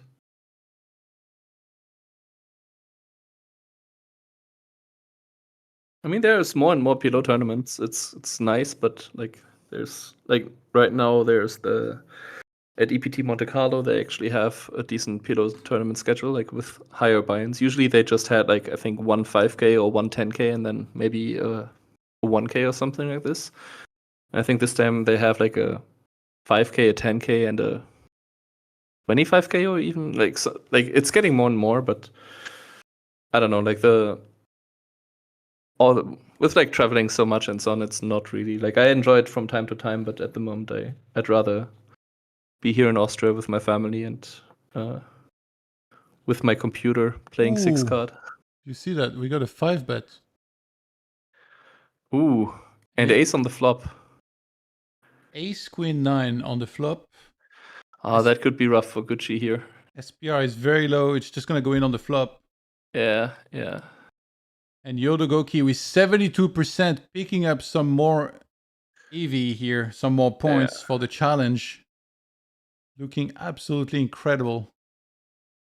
Yeah, that board was all him.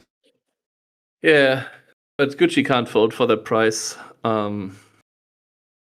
Nice hand to 4-bet. 5-5-6-6. That's kind of what you're looking for, especially now. Like, you could just flop a set in a 4-bet pot with this one and recover some EV, but yeah.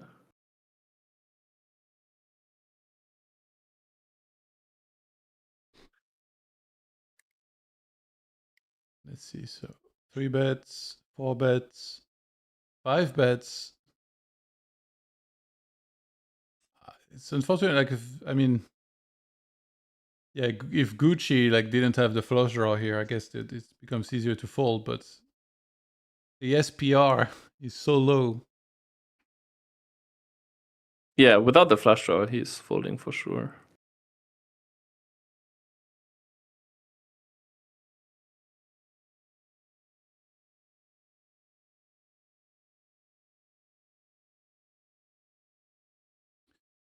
Yodogoki in absolute command here in this matchup now. 104 points, 1,365 hands. And Gucci's going to need a miracle here to come back.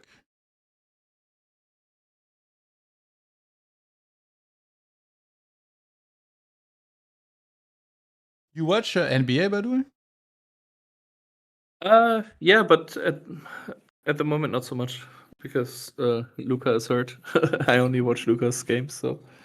No, you're a Luka fan more than you're a Lakers fan, I assume then, right? Yes, yeah.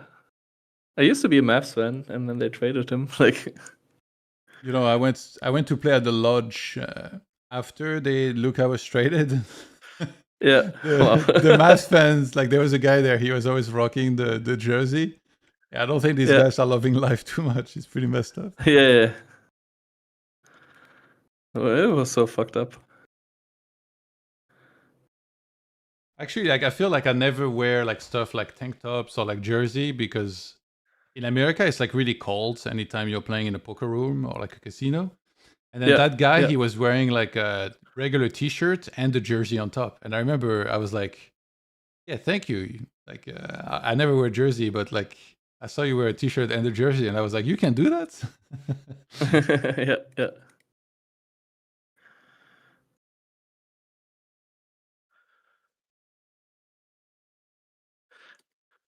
How far do you think the Wolves will go in the playoffs?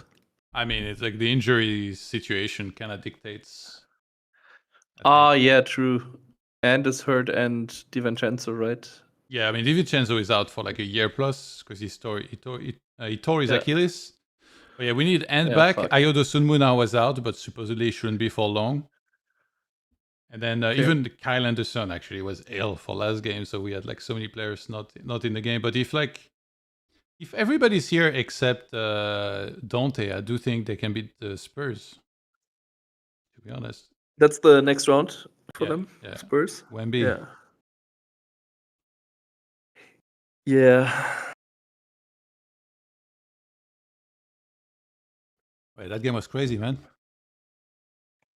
Last night, so good. Yeah, I saw it. Or I didn't see the game. I saw the result. Yeah. They bowled like especially Jaden and then TSJ. Yeah. When I went to Minnesota to watch some games, like I got like they released the old jersey, like the old school jersey with the trees, and I already had the Anthony Edwards jersey. So I was like, I want to get another player. Like, who do I really like? Also, I mean, there's so many players, but I Yeah. was like, I'll get the TSJ one. And then I got the jersey, and then he was like really struggling the whole season with an injury. And then the few times that he played, he didn't do anything. I was like, oh my god. And then they were talking about trading him in the like at the cutoff point where they can trade players. I was like, bro, like, did I really buy the jersey with this guy's name and then they're gonna trade him? But now, luckily, he stayed, and like now he's balling like crazy. He played an amazing last game. Nice. Nice. Ooh, we get a call, and Gucci's gonna win some points here with a flush. Perhaps the start of a great comeback. Maybe Yodogoki stops now. He's like, all right, he won a pot. 94 points. I'm happy. I'm interested to see what happens now if Gucci crosses the 200 big blind mark, because I guess Yodogoki would want to reset the stacks. Yeah, I think because that's you kind what of makes don't sense. want the variance. Yeah. But maybe he also says, "I'm up 90 points. Let's play."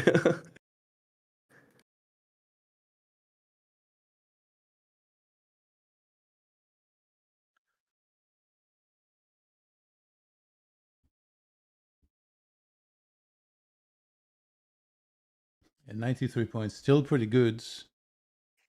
Although not as pretty as that sweet 100 he had a little ago. Sensitive Tony says, how many points per win? Well, this is like this is the grand finals, so whoever wins here at the end of 2,000 hands, even by 1 point, is the winner of the challenge. And the points are basically EV. So if you look at 93 points, that's $93,000 in EV, not in earnings. Which makes coming back even harder. Because it's not like you can gamble. In Hold'em, they also have a prize for the third place, right? Yeah, Or yeah, is there is a third place match, yeah, between Jungle and Paints. Where Jungle how much currently is for the holds winner there? 30K. It's because Hold'em has more players, so the prize pool is bigger. Yeah. Is it also still 100K for first then, or is it more? No, yeah, I think the first two. Actually, I'll pull it up so we can see exactly. Let's wait until these hands are over.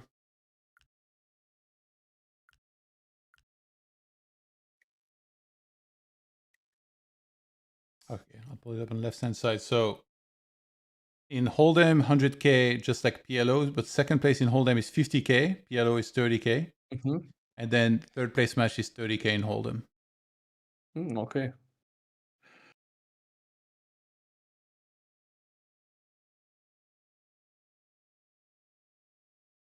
$92 points. Maybe GUCCINIKE finding some momentum here.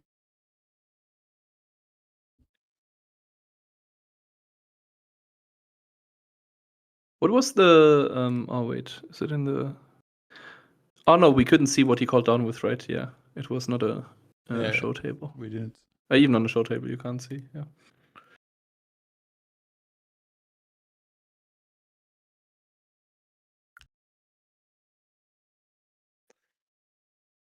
All right, I think it's time I get going.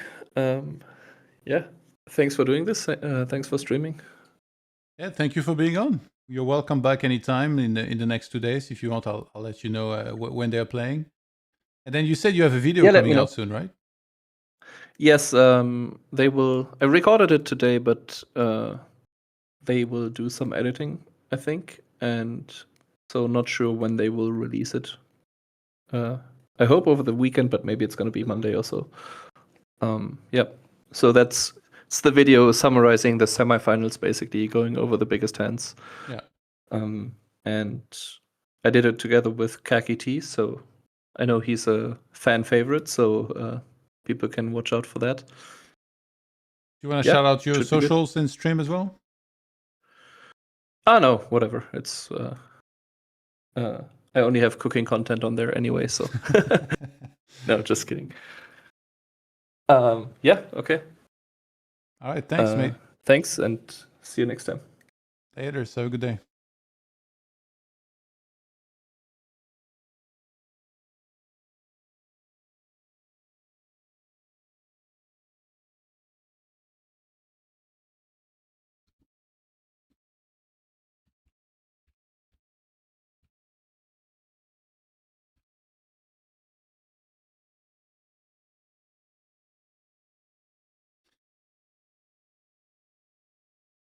93 points still in the leads. The layout has got a lot better. Yeah, I did try to... I can show you actually the direct comparison.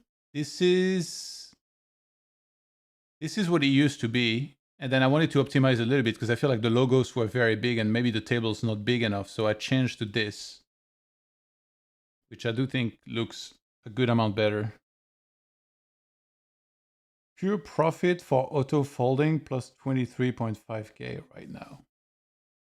Are you sure? Wait, it's 600 hands left. Let me check.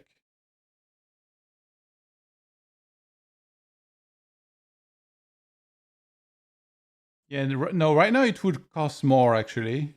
In the sheet that I have, it says 37.5k.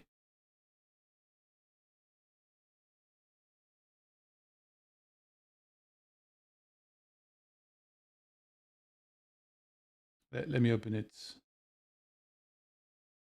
and show you.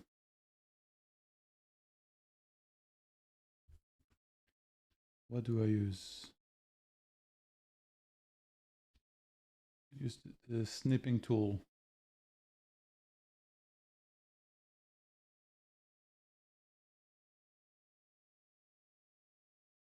This is what I have.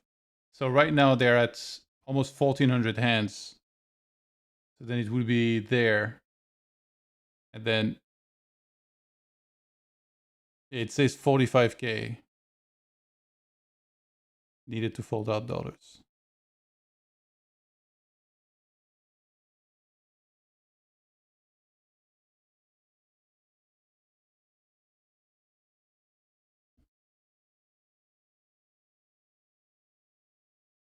Yodogoki says let's reset, so I do think they're gonna keep playing. So Yodo could just fold out to win at this point. He could, but it would be quite costly. He would be paying a pretty hefty tax on this one. Gucci would get some real rake back.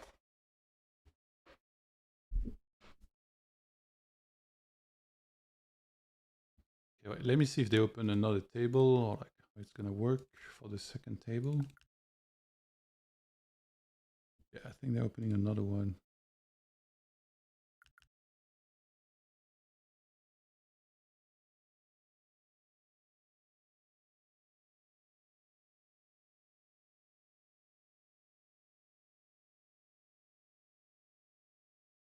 There it is.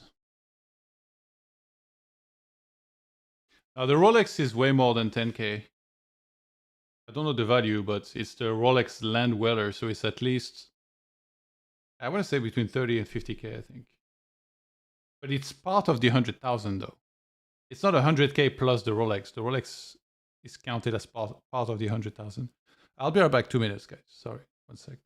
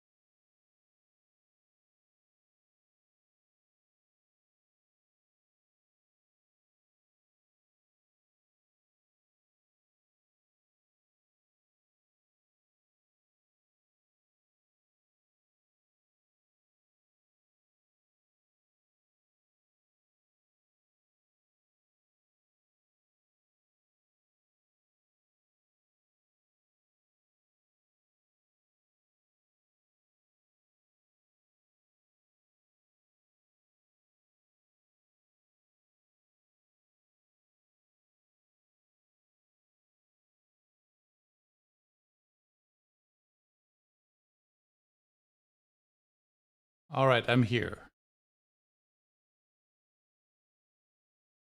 Yodogoki asked for 2 minutes. And he did inform me they're going to play up until the 1500 hands mark. So about 100 more hands.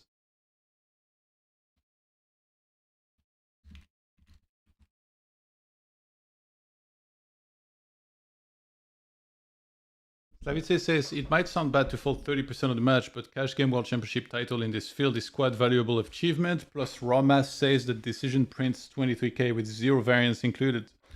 Yeah, I mean, you know, maybe he just wants to try and run it. Especially, like, he's got quite a bit of room, right? Like, he has a margin for error right now in that even if it starts dropping a few stacks, he still would be in the leads.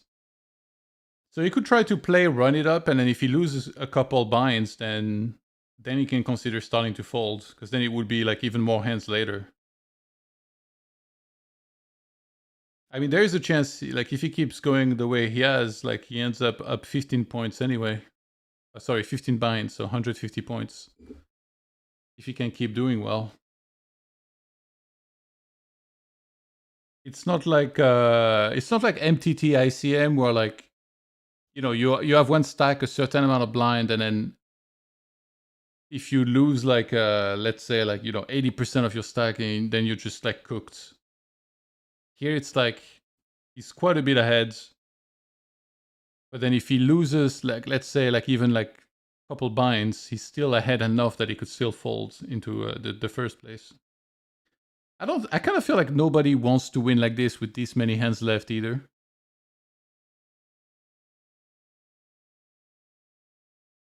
So it's 2000 hands and the EV winner wins, exactly. Even if it's by 1 point,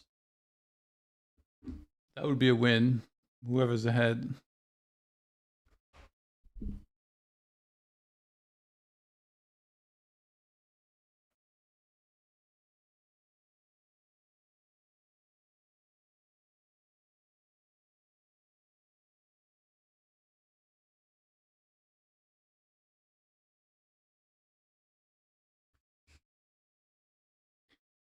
Don't think I have a time yet. Let me see for the other match. Yeah. I have a time right now for Paint versus Jungle. They should be starting at 8:30 p.m. Central European time. So that's like in 5 hours and 15 minutes. Crassifisk and Llama, I do not know. I will ask.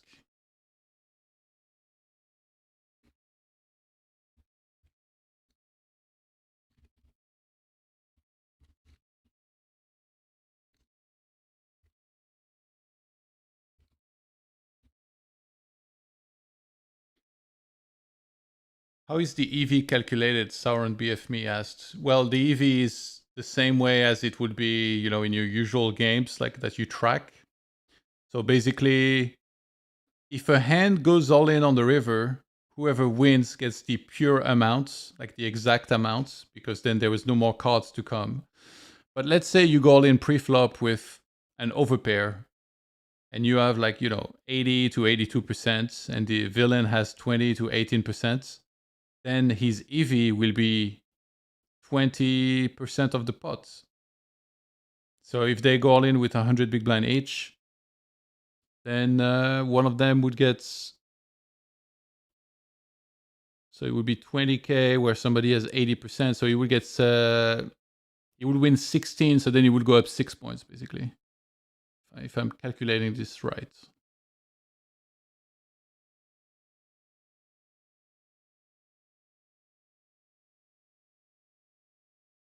So yeah, I feel like when it's like this, the most important pots are really the one where you pick up the max EV, where it goes in on the river.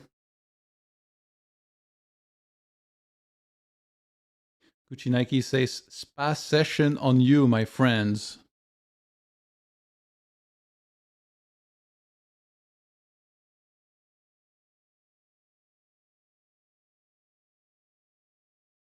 I think you can treat him to a pretty good day at the spa here.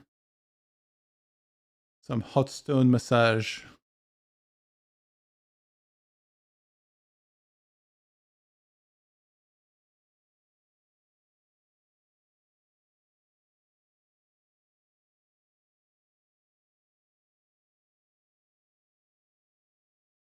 But is the EV calculated during each street? For example, you see bet flop being 60% favorite. Do you gain points for that? No. It's either... If there is no showdown, obviously you get the exact amounts. But if there is a showdown, like if it's on the river and there is no more cards to come, then it's like pure profit. It's the exact same as whenever you track it, you know, like if you put your hands in, like, say, like Poker Tracker, it's the exact same way.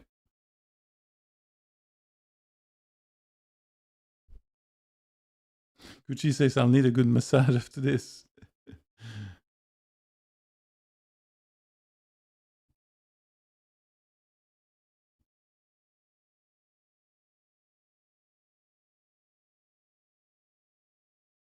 Like, for example, let me replay this hand here for you.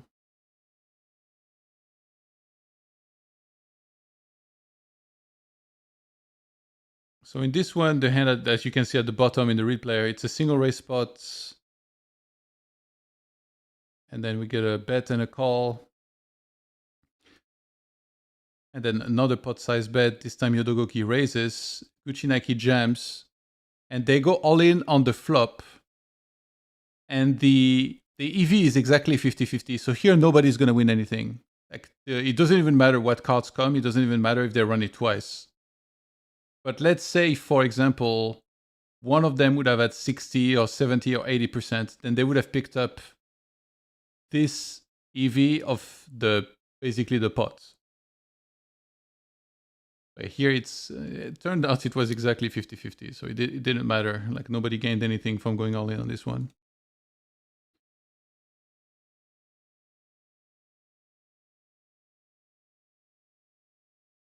Take all in on the turn. Yeah, you're right. You're right. Semantics. So yeah, the best spot to go all in, especially like for whoever's gonna win, is the river, because then you get the exact right amounts. Since there's no more cards to come.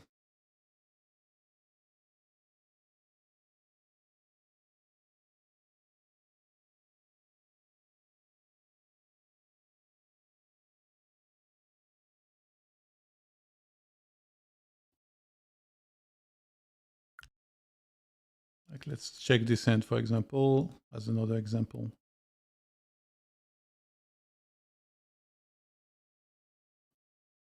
So this is a 3-bet pot. And then Yodogoki c-bets half and takes it down. So he's going to win almost 1k, like 900, which equals to 1 point pretty much. Like $1,000 equals 1 point. So here he picks up 1 point. Both players are playing so good, great finals. I agree. These guys, they really delivered. The clash of the titans in the grand finals. A big re-raise here on the river.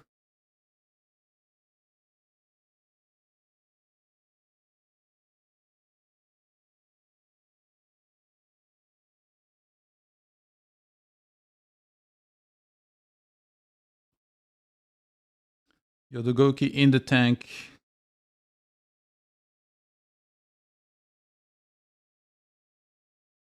What are we thinking of calling here? Gonna make the call with a king. And let's replay that. I'm already bad at reading PLO hands, but I feel like with 4 hours sleep, I'm even worse.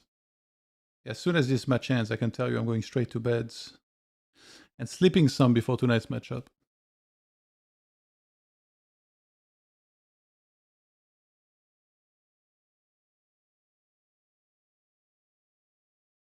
Oh, he had a boat with 6 deuce, whereas Yodogoki had trips. That's why he was tanking for a while.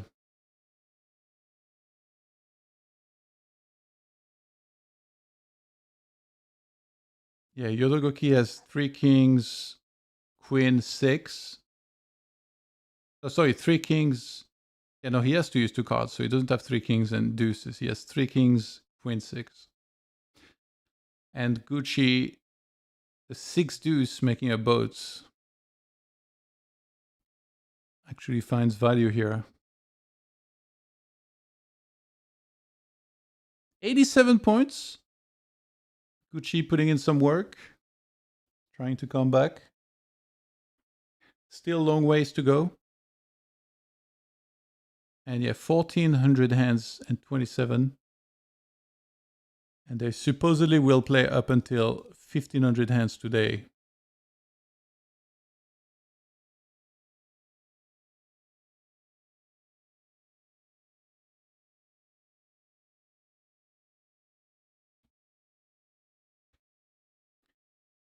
Damn, I tried to message Galfon.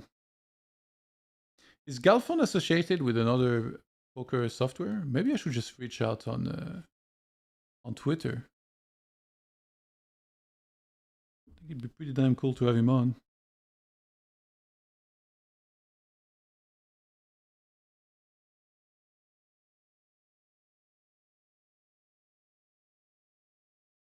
I'm gonna shoot my shot on Twitter, guys. You never know. I like start DMing Sydney Sweeney. Yo, do you want to get on the Cash Game World Championship stream or what?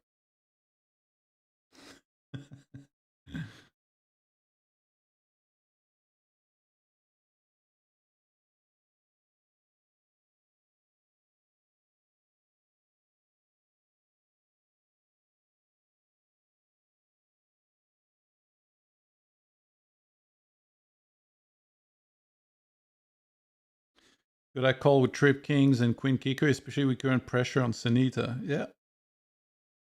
Makes sense.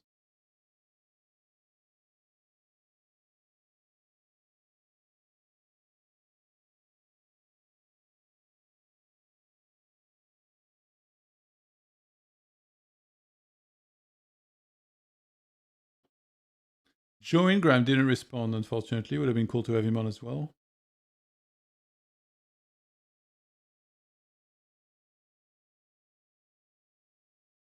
Where's Galfon?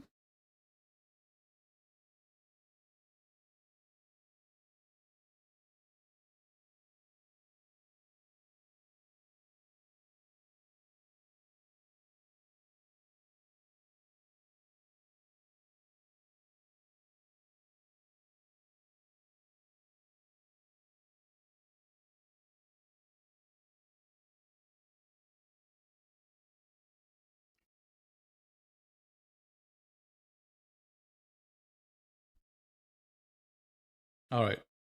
Decently redacted tweets. Since apparently I can't message him on Discord, hopefully I'll check Twitter. And response. You just gotta shoot your shot sometimes. If you guys have any advice on who to ask, by the way, to drop by the stream, I know obviously we're almost at the end. We only have 2 days left after this session. Let me know.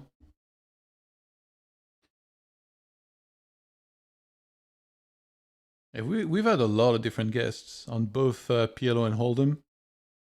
We even had Pads spontaneously dropping by earlier during Hold'em.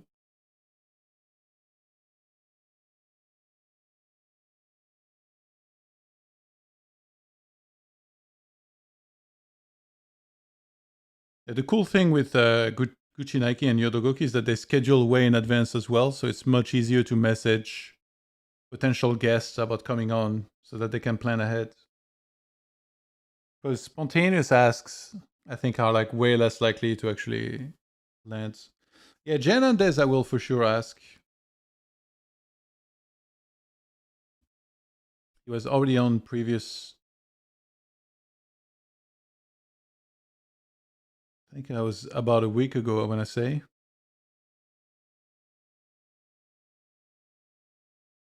Hang out with us for a bit.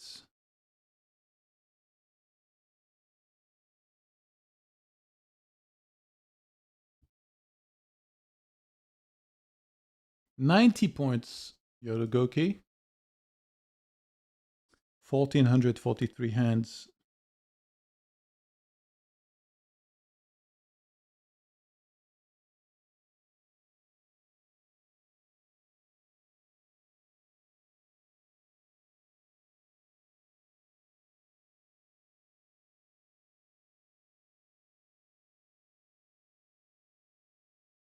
I kind of want to see what the watch looks like.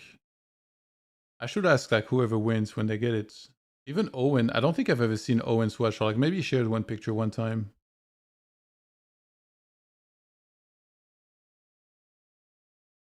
And for those interested, by the way, the video did come out of Owen responding to some of the accusations made. On it's on Jared Alderman's YouTube. I saw that earlier that he had been posted. The thumbnail's actually pretty funny.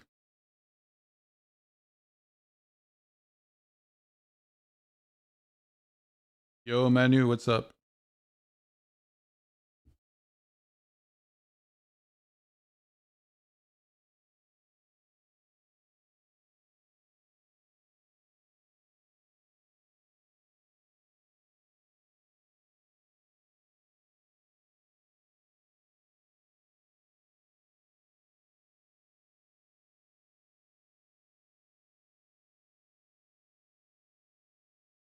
I feel like I have appreciation for PLO more and more as I watch these guys play. Like I'm a hold'em donkey, but I can appreciate like what goes into PLO and like what goes into being good at it. It's very technical. In some hands, it doesn't seem so because it just feels like they're just pressing pots. But no, I think these guys know exactly what they're doing. Slavite says those wars between poker players are just cringe, to be honest, but fun contents. It's impossible to get along with everyone, I think, in today's world. And then the question is, like, for those you don't get along with, how much can you minimize, you know, like any sort of like arguments and drama and all that?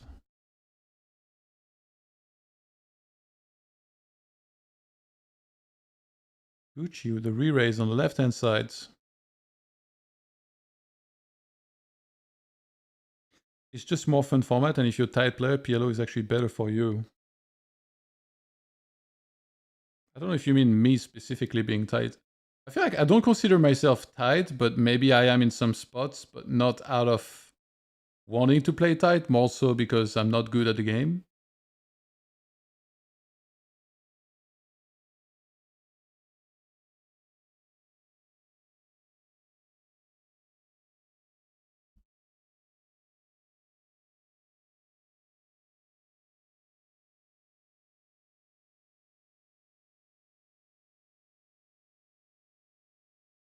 Gucci re-raising on the right-hand side. Yodo. Left-hand side, Jack 10-5. We're going to see a call. Gucci looking for some serious hit here in the last few hands of the session. As essentially there'll only be Saturday and Sunday left for their last few hands. He needs some serious hit. Especially because I think Yodogoki will want to reset stacks anytime that he can.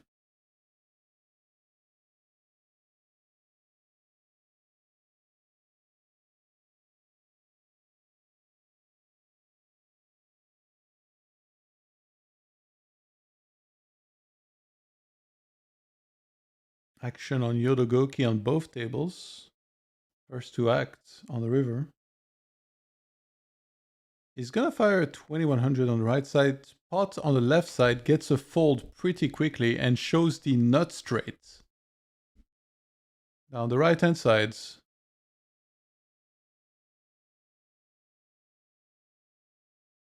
Also gets a fold through. So Yodogoki picks up a bunch of extra points here. Extending his lead a little more.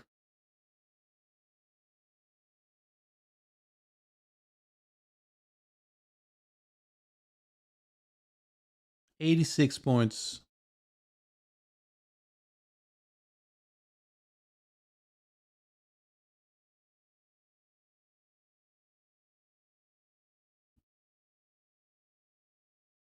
I wonder where is Yodogoki's nickname coming from? Like some anime stuff or something.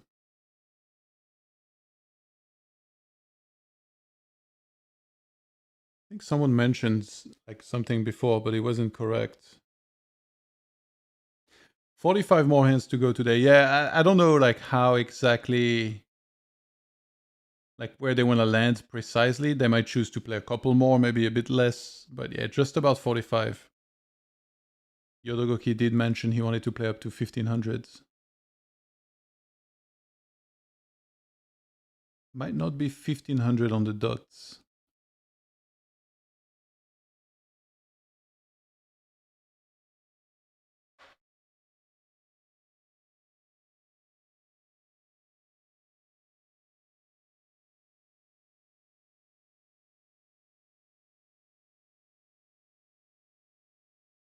And yeah, we're back in 5 hours with Paint versus Jungle.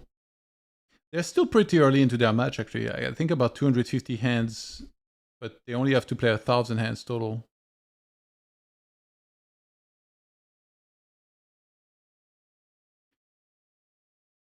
Johan, have you listened to K-Rab on Upswing? He said viewers should be able to pay extra to be able to read the player's private Discord.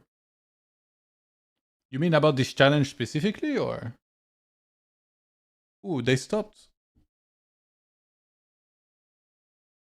Okay, so they stop a little earlier before hitting 1,500 hands. And we have Yodogoki on 91 points. Okay, let me pull up the replayer, see if there was... Yeah, I don't think there was any really big hands, like one of the latest... Oh, we didn't have showdown. Okay, I'll check the replay on the show table. So the last hand that happened on the show table...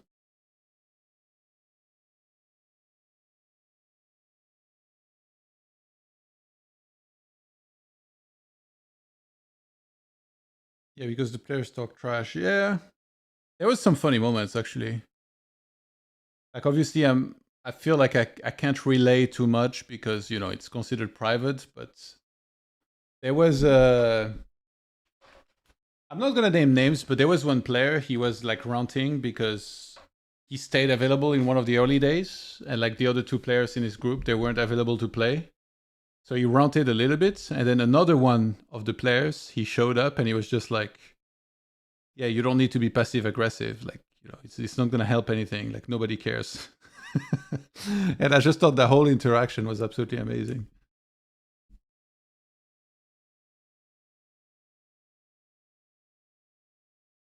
So GUCCINIKE hitting the ace on the river in this one.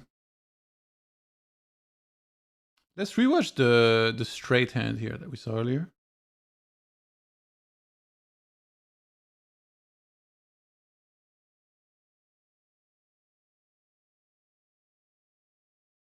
So single raise spot, ace, king, queen, jack. Flops, open-ender and gut shot here. Does Yodogoki. He re-raises. Turns nothing.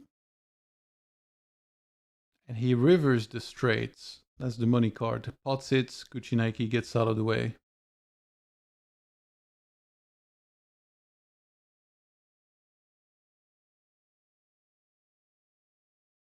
Yeah, see one more. Okay, this is, I think, the last one that looks interesting in the replayer.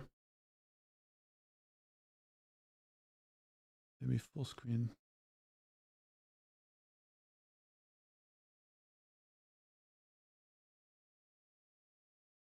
So 3-bet pots, Yodogoki, ace, king, jack 4 with diamonds. And he flops 2 pairs, king 4, bets half, gets calls. 8 of clubs on the turn.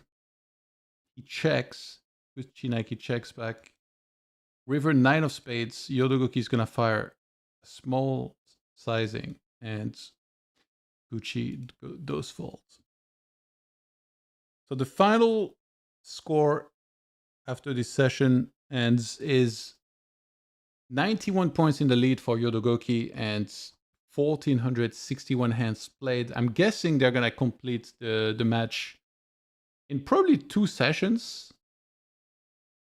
Is how I think they're gonna want to do it over the next 2 days, and probably play at about the same time they started today. Is my guess.